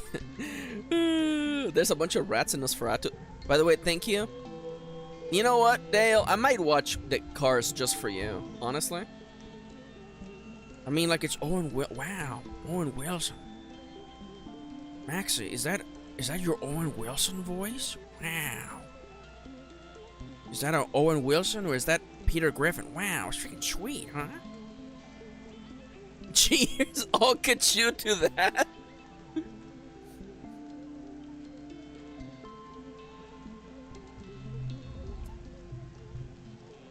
Hey, how Socks? Bringing some food to Socks. You want to come with? Yeah, I'll come with. He tosses up them to her and just snaps them out of the air, pulverizing them into a shovel of gravel with their massive jaws. You even do a few as well, watching her cavort around the barn, making chittering noises. I have a little while before I have to get back to work, Hulses. What should we do? Maybe we should just take a break, my dude. What about teaching her a new trick? We should just take a break, my man. +1 empathy. You're right, we've been working too hard. Okay. Aww. That's a cute little moment. Okay, am I already at 99 with Anemone? 97. Okay, I can fix that.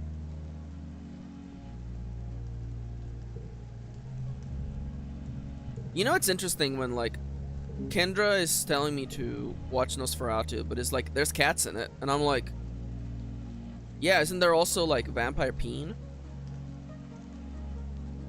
It's a pigeon? Whoa, whoa, whoa, whoa. No one told me there was a pigeon in Nosferatu.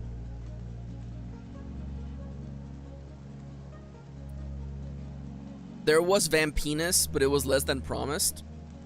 GP taking notes? Oh my god. I don't have that popular enough. I wanna be popular. Oh yeah, Kendra took their mom to see Nosferatu. And Kendra says, my mom hasn't seen a horror movie in theaters since 2007.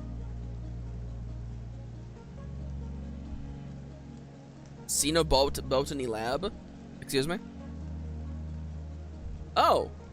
Everyone's working themselves to the point of exhaustion to get enough plants. Oh, what is... I can explore the lab. Hey, kiddo. Your dad says, looking up from his work desk where he's dissecting a huge bell-shaped flower. Can you hand me the separator? I've got my hands on things here. You hand him the tool, which he uses to wedge open some sort of weird stoma. Stoma? The drug from Skyrim? Like opening inside the bell? Gooey purple nectar oozes out and pools on the desk. Whoa, he exclaims. I thought I drained this little beauty. Can you get a towel, I guess? Oh, that's skooma. Thank you. Thank you. You help him mop up the flower juice. Yuck, it's sticky and smells like rotting vegetables. When you're done, he looks at you with pride. You know, I've been thinking of getting one of you kids to come help me with researching the native plants, he says.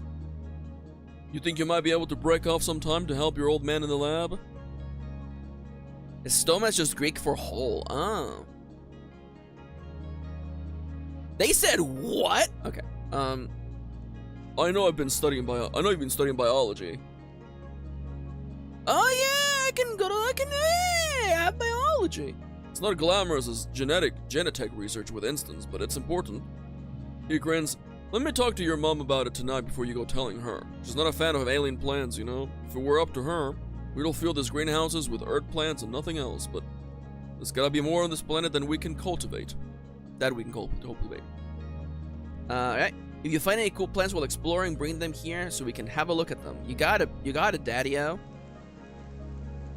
Ooh, do I want to explore Vertigo?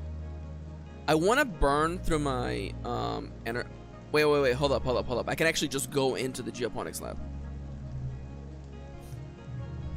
There you go. Biology and organizing. Ooh. Your dad introduces you to the little lab they have set up in one of the greenhouses. It's incredible, he says, gesturing all around him. We're surrounded by alien flora, and we practically know nothing about it. What's edible? What's medicine? What can we make fibers out or build with, or use in ways we haven't thought of yet? He beams at you. You and me, we're gonna find out, little potato. Your dad directs you to a research bench. And here's where you'll be working. The bench is buried under samples and beakers and weird-looking alien sprouts. More than just a simple table, the analysis bench is covered with buttons and little holes you could put things into. Don't touch anything, carefully find the on switch, stick something in a hole, press buttons on random. I'm gonna carefully find the on switch. I'm gonna press buttons on random. You mash all the table's buttons until... Yo, kiddo. It's congruence, the friendly ship's computer. The ship's friendly computer. So, you know what, fellow dyslexia enjoyers? The ship's friendly computer beams. You know, it is the computer that's friendly, not the ship that's friendly. Beams at you from her own holoscreen into the bench. Of course she's here. She's the guardian of all knowledge in the colony after all. You wonder who she got yo from. Your dad laughs. Don't tell anyone, but congruence is the real brains of the operation. Anybody know if they got dyslexia after stream today? How dare you? She'll make sure we don't do anything super dangerous, which means you and I get to focus on experimentation. That's right. Quick, help me roll up Roll up that alien joint. If you follow the rules and stick to what you already know, you won't learn anything, so don't be afraid to try stuff. You bring your mushwood samples into the lab. You're going to study these and revolutionize the use of mushwood lumber. Maybe. Oh, he wants me to bring items! Okay, I'll bring medicinal items then. Wait, what are the other items that I have? Well, we first did this. He didn't grab the yellow flower of the blubber fruit. Okay, interesting. You examine the mushwood under a microscope and take notes on its cellular structure. Part of the reason it needs to be harvested in wet is because the cells get so saturated that they lose structural integrity and turn to, well, mush during glow. Studying the exact process by which the cells take in water leads to a breakthrough. It may be possible to hack the process and stop the mushwood trees from taking on too much water during wet. If they don't take on as much water, they won't take as long to dry. Hack the process? How? You should be able to develop a spray that the loggers can apply to the fruiting body of the mushwood, that part that sticks out above ground, to close its spores. Reducing native pressure in the body should stop it from pulling so much water from the mycelial network underground. This is great. Logging will be much more efficient now. Colony defense? I wonder why that's an option. I wonder why we have to worry about defense. Huh. People don't know. All you need is just more offense.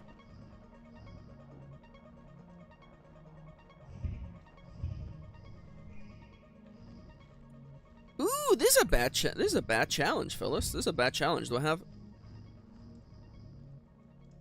the first collectible use is free? Oh, baby. Please redraw me the whole hand, please. That hand had a bunch of like minuses here and there. I didn't want to do that. So +1, this is the highest value. +1. Wait, hold up. Ooh, baby. And I was kind of hoping a little bit of a better score, but that is a win, and I'll take it. That was also the best score? Jesus. I mean, photosynthesis was hacked in real life. No, was it? What do you mean hacked? No one put on like a cybernetic suit and typed, you know, open console / hack _ photosynthesis .run exe. No one did that. What do you mean they hacked it? All right, so it's the last day before the end of the year.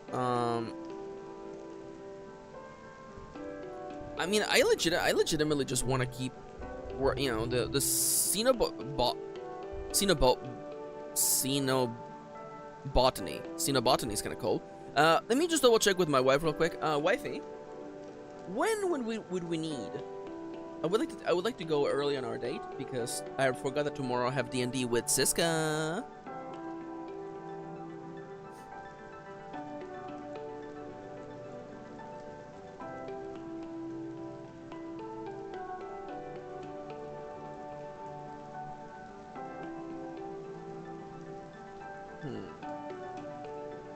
So last week that led to us just I mean, because the appointment's at 3:20, isn't it? You don't think we could do lunch if we got there like at 2:20? I think so. I mean, to get there at 2:20, we would have to, you know, end the stream what, like at 1:40? We can look at the times and see if we can figure that out. Sorry, it's wife and wife. They're just doing real boring ass talk. Dallas, I don't know what CRISPR is, but I want to know what kind of air fryer that is. Research the Xenobotany. You've been studying the sponge cake you found in the Valley of Vertigo, in that oddly squishy trampolini ground. As suspected, it's a type of fungus. The analysis bench tells you that it contains edible starches. Once dried and processed with a maturing agent, acidic sparks know would work nicely. It would make flour! 150 at the latest? We can do that. Wanna try that? Okay, so I will not stream like at 140. Do you want to do dailies together?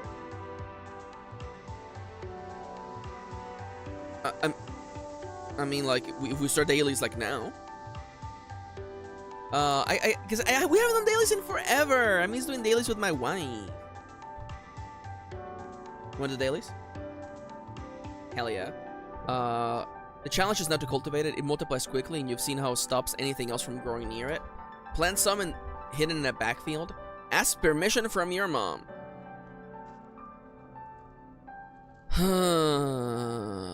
I feel like if I ask my mom for permission, she's gonna say no. That's crazy. You're a dummy dum-dum. But if I plant it without telling her, and it saves the colony because we have flour, which makes bread, she'll be, you're a dummy dum-dum. But god damn it, you saved our lives. So I'm gonna plant some in a backfield. Your mother catches you before you even get it in the ground. How does she know? Absolutely not, she says before you even open your mouth. Get that out of here before it contaminates the crops. We all know how the pixie bean experiment turned out, she says. I know you have studied the sponge cake, but I'm still not sure about it. You need to have less than 30 rebellion to be like, please, mom. Well, thankfully, I know biology, mother. You show her your research, your mom rubs her face. I know, you're a real chip of the old block, aren't you? You probably have its whole genome mapped out already. Fine, let's find a place for it. You plant the sponge cake in a special field, quarantine it on the other side of the geoponic domes from the rest of the crops. By the end of the month, you can already tell that it's taken root and it will start producing viable food soon. You should get your first harvest during pollen, when the sponge swells up and it is at its sweetest. Cultivating sponge cake. There we go. Plus 5 colony food? Let's go! Mary says Maxi's so much better at this game blind than I was. Hell yeah. Let me just finish this card game and then... you want to be over my shoulder or you want to actually... Okay. Over the shoulder wife action. Fellas, we're gonna do dailies for the first time in forever, so get excited. Get through the year, it's worth it? Okay. Okay. Quick. To the last card. Well, it's a -4. 6, 5, 4, 3. That's good enough. Nomia says, I think my blind playthrough was the best. Okay. Okay, main character. Wow. Wow, it must be so hard being the main character and seeing someone be good at something, huh? Love you, Nomia, by the way.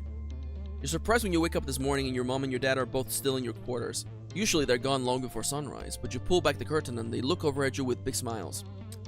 Maxi, your mom says, cradling a mug of blep tea in her hands as your dad rubs her feet. Good morning. Good morning? Someone didn't hear the good news, your mom replies, cheekily. We're announcing it later today. But I guess what, kiddo? I think we're gonna be okay. Where's the stats for the... Where do I find the stats? We made it over 1 year of work? That's it? We made it? It was my sponge cake that did it? She chuckles at your sleepy, confused look. The famine, she explains. We still need to do the work, but we pulled out of it. We got out of the spiral. Wow. I don't want to say this part, but, it sure feels like everything is turning out just fine for us. Everything's looking mighty peachy. I sure bet that nothing terrible could possibly happen now. Definitely not now. Dallas says, am I the only person who got 2 dead parents on the first run?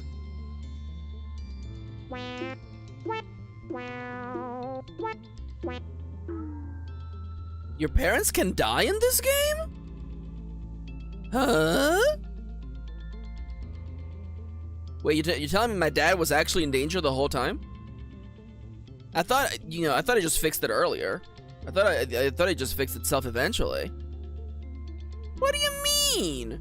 Very much so? Huh. Fancy that. We're going to be okay between farming and foraging. We've secured enough food to make it through harvest next year. That's great. Your mom salutes you with her blepty. They die pretty hard. No, well, I guess when you're me, it's hard for them to die. Your dad sighs happily. I'm already looking forward to dinner. I haven't really cooked in ages. What should we have, Maxi? SpongeBob curry! Sponge bread, forgive me. Your mom calls it bunny chow, a square loaf of sponge cake bread with the center cut out, stuffed with veggies and spices, sweet and hot. So good. That actually sounds delicious.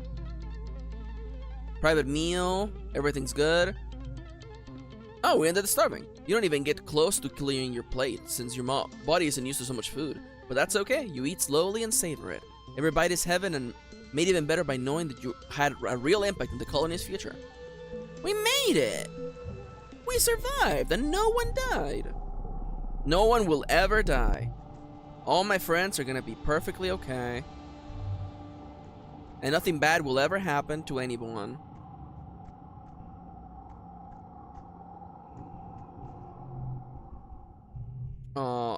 I still get to do one more action.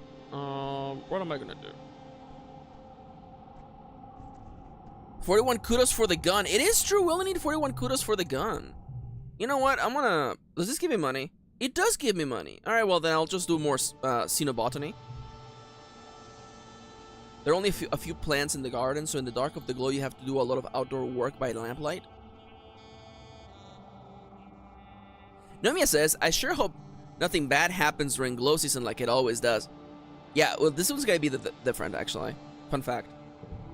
Not the smiling faces jumping across the screen. This card gets +2, huh? Wait. If I just put you here, you're still 6, huh? 4, 3, 2. Easy peasy lemon squeezy. Wait, what am I doing? What am I doing? What am I doing? This card is like the best card I've ever had. Even if it's like this way. This is still much better. Yeah, that's a super goal right there, yeah.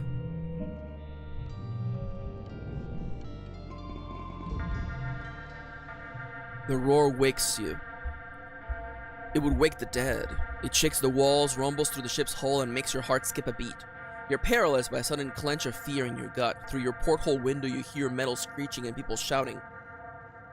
Then, another roar. Guttural and rumbling like the sound of a mountain collapsing. Something enormous is out there. Run to face it, let's go! Heroic, always. You don't know what gives you the courage, but you run out of the fields to face the horrible creature face to...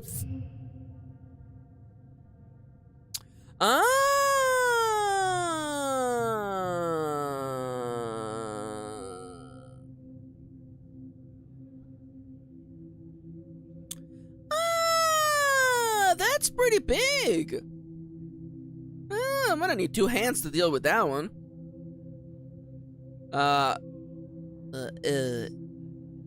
Phyllis, it appears that our foe has no face.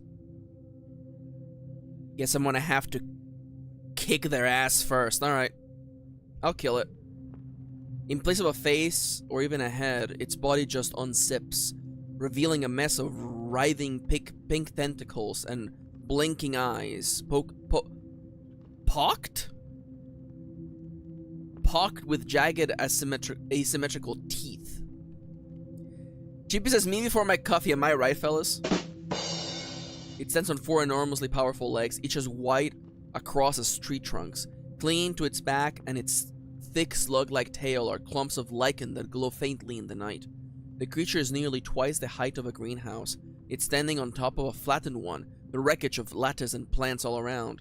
Flickers of light from blast rifles and stun gloves lighted from underneath, and the stench of ozone is thick in the air.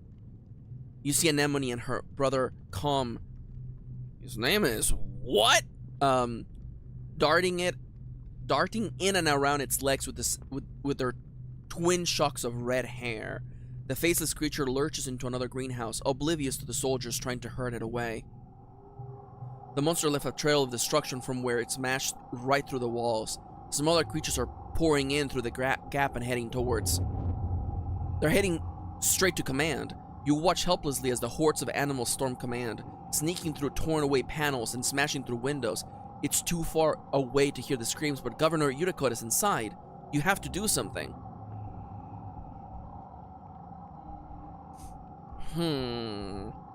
The options are save Governor Unicode, help Anemone and Calm, fight the faceless monsters on your own.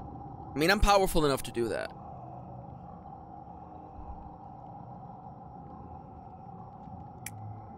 What would a hero do? What would a hero do? What would I do if the Monster Hunter theme was playing in my headset? Kitty, should I fight the faceless monster head on by myself? I can take him. Or should I help my girlfriend Anemone and her brother come? Should I save the old lady Unicode? She doesn't have much time left, Kitty. Save the children? Alright. Mostly because I like Anemone. And you know, and even better, if we defeat it together, just gonna say, Anemone's gonna be like, damn, you're so cool. You know, I kinda need Anemone to see that I'm cool. Let's go! Oh my god, angry Anemone! You run towards Japonics, picking a handful of rocks as you cross through the barren fields. When Calm sees you, he gestures for you to flee. Get out of here, Maxi! He says, you're gonna get yourself killed! Calm, you have said that every single year. And yet here I am. Cracks knuckles. Ouch. You grip your rocks in defiance. You're sick of being told to hide like a child. You want to help. I have a gun. Friend, your name is Kombucha. 72? Not even scared. Might as well just make it easy mode. Card gets +2, huh? I don't have any gems on me.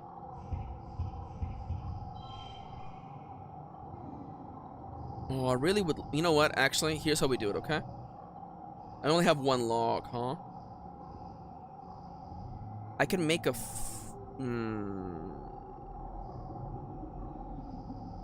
Maybe save you. Unchangeable. You know what?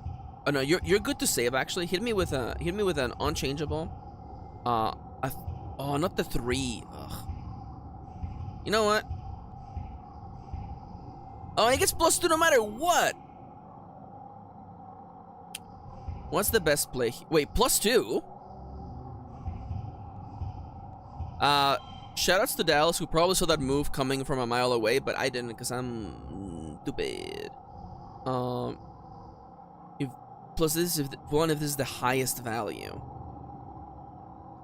But you won't be the highest value. Unless you are, actually. Still no gems, by the way.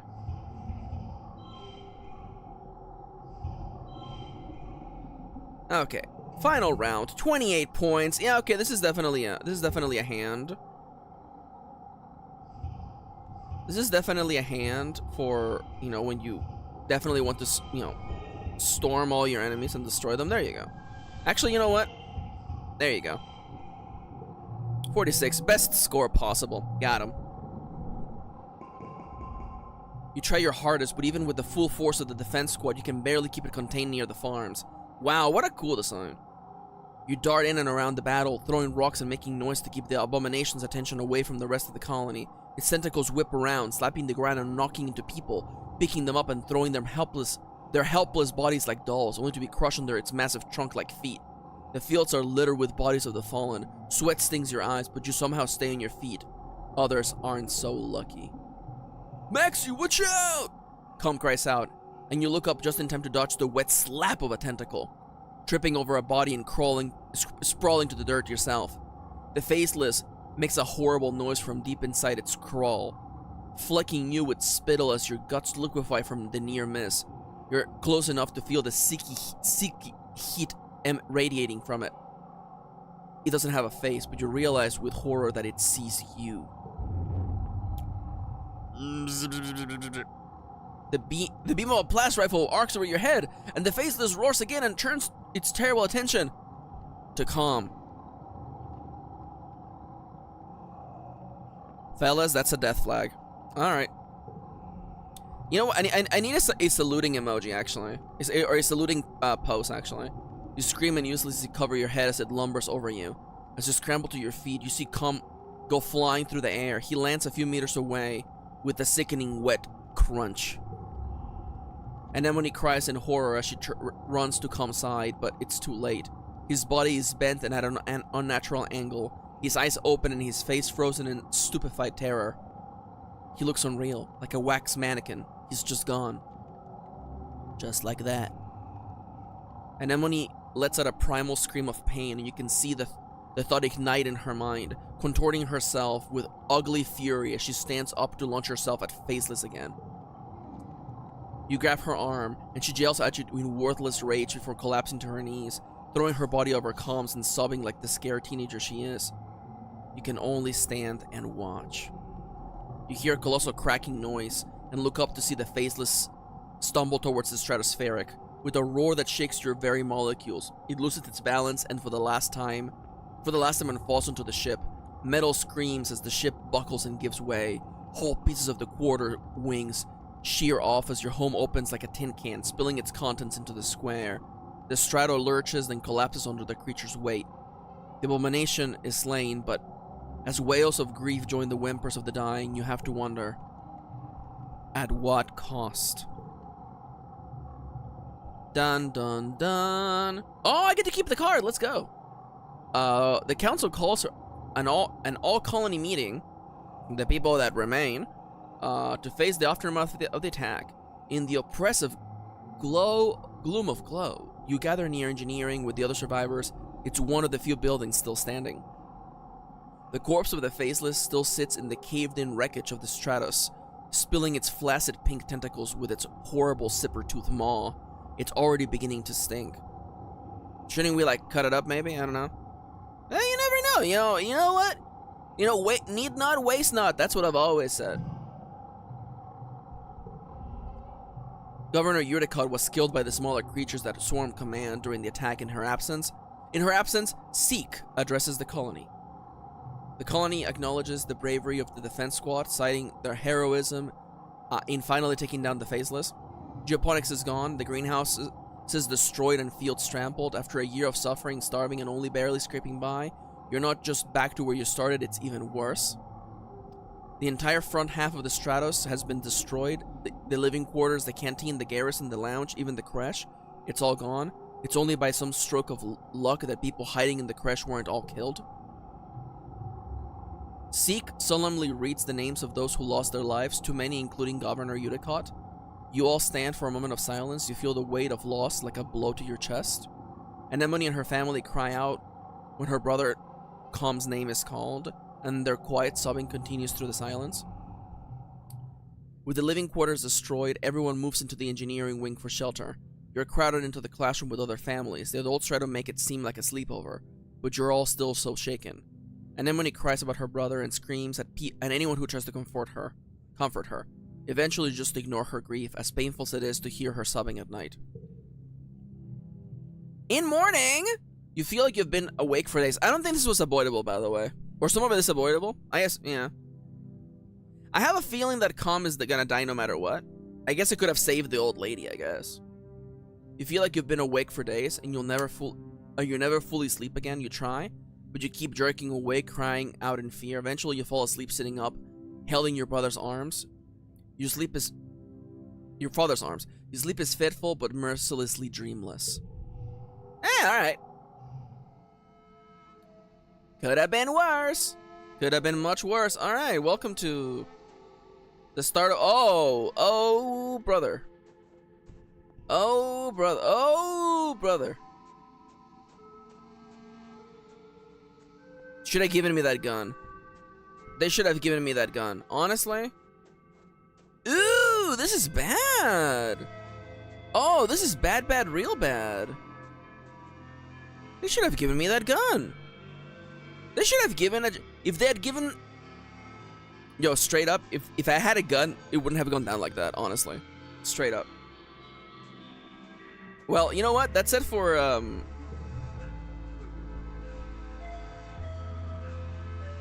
Seeing the colony like this is Nomiya. for the first time was one of the most emotionally impactful moments I've ever felt in a video game. It's pretty good. End of part 4. All right, and with that, Kitty, what time is it? Oh, we don't have time for dailies, huh? You want to? Yeah, let's do game though real quick. I was legit shocked. It's good. This is good stuff. This is good. It punches you right in the gut. It's messed up. Very good. A+. Firefox capture. This is it. There we go. There we go. Perfect. Perfect. Perfect. Let me just really quickly just put on Lo-Fi Liam. My wife is here joining me for a very quick game though, by the way. Oh, so many emojis whenever no miss command goes up. I gotta go walk Lucy. See you later, Mary. Have a lovely day. Thank you for checking in. And let me just really quickly. I don't have my dailies button anymore. Actually, I think I do. I don't. I deleted my dailies button. Let me just hide you for a second. Go over to Gamdel. I'll do game though with Kitty real quick, and then we're gonna get out of here to go on a date because I'm gay. All right, Kitty, welcome to Game Though, the game where we guess games by guessing games. Kitty, here's a game cover. Kitty, what game is this, Kitty? That's fucking Digimon Cyber. That is in fact Digimon Cyber Sleuth, by the way. Recognize that ass anyway. You will recognize that ass anywhere. I love that this is one of the 2 worst designed characters in the game, and it's right there in the cover. It's so bad. Anyways, Kitty, here's some artwork. Kitty, what game is this, Kitty? That Ryu? I knew you were gonna say Ryu. Like maybe? OG Street Fighter? Or is this Street Fighter the movie the game? I'm gonna be honest with you. That's Street Fighter 2. Yeah, it's old. Street Fighter 1 wasn't a fighting game. It was actually a side-scrolling beat 'em up. Love Nokia. You be quiet now. She's terribly designed. She's also an idiot. That I can forgive. Kitty, a game. Wait, yeah, a game that's military, permadeath, and has a cover system. Kitty. What's that game where? Uh-huh. Buildings. Sad. A place where you loot buildings and it's sad? You mean this War of Mine? Yeah, it technically has a cover system. I guess it does. A mech trooper, panic levels, and alien autopsy. Oh, this is XCOM. This is XCOM Enemy Unknown. This is XCOM 2. This is XCOM Enemy Within. Yeah, there you go. Got him. It was it's X gonna give it to you. Kitty, could you please guess a game by guessing games? Kitty, what game would you like to guess first? I haven't been here in a while. Kitty says I haven't been here in a while. They can't hear you, by the way. With Near Dad. That is Replicant, the original. Is Ecologist? I think it is. It is! Okay, we'll do that one first. Okay, it's before 2022. Let's do Nier now. It is between 2011 and 2021. So it is not role-playing, by the way. It is not role-playing. It's not indie. It might be fantasy. What if it is a driving game? Dragon Age. No. It's not an RPG. Oh, right. It could be a shooter. Far Cry is not a bad guess. Let's try Far Cry. Far Cry 5 is the one with all the religious stuff. Yeah. Holy Yo, let's freaking go! Yes! Yeah. All right, thank you for coming to Game Though, by the way. All right. I actually did enjoy this Far Cry, by the way. Dog. It has dog meat in it. Fellas, thank you for joining me. I hope you have a lovely rest of your day. My good friend Ronnie is streaming today. Please consider checking out Ronnie. Where's the Ronnie button? There's the Ronnie button right there. Do guess the game real quick. No, I gotta get out of here. I have to go on a date. 1:40 was the deadline for me. I do want to say, once again, thank you for joining me. Thank you so much for being here today. Tomorrow I'm going to be, please keep an eye out on the Discord, !Discord, by the way. Keep an eye on the Discord and on my Blue Sky. Tomorrow I am going to be on playing Dungeons and Dragons with Siska as part of the Blue Lamb. Please be excited for that. And with that, I'm out of here. Teenage Exocolonist will return next week with something else. But for now, thank you for watching. I hope you have a lovely rest of your day. And I'm out of here. Gotta put the music. Bye. Beep boop. Wonderful.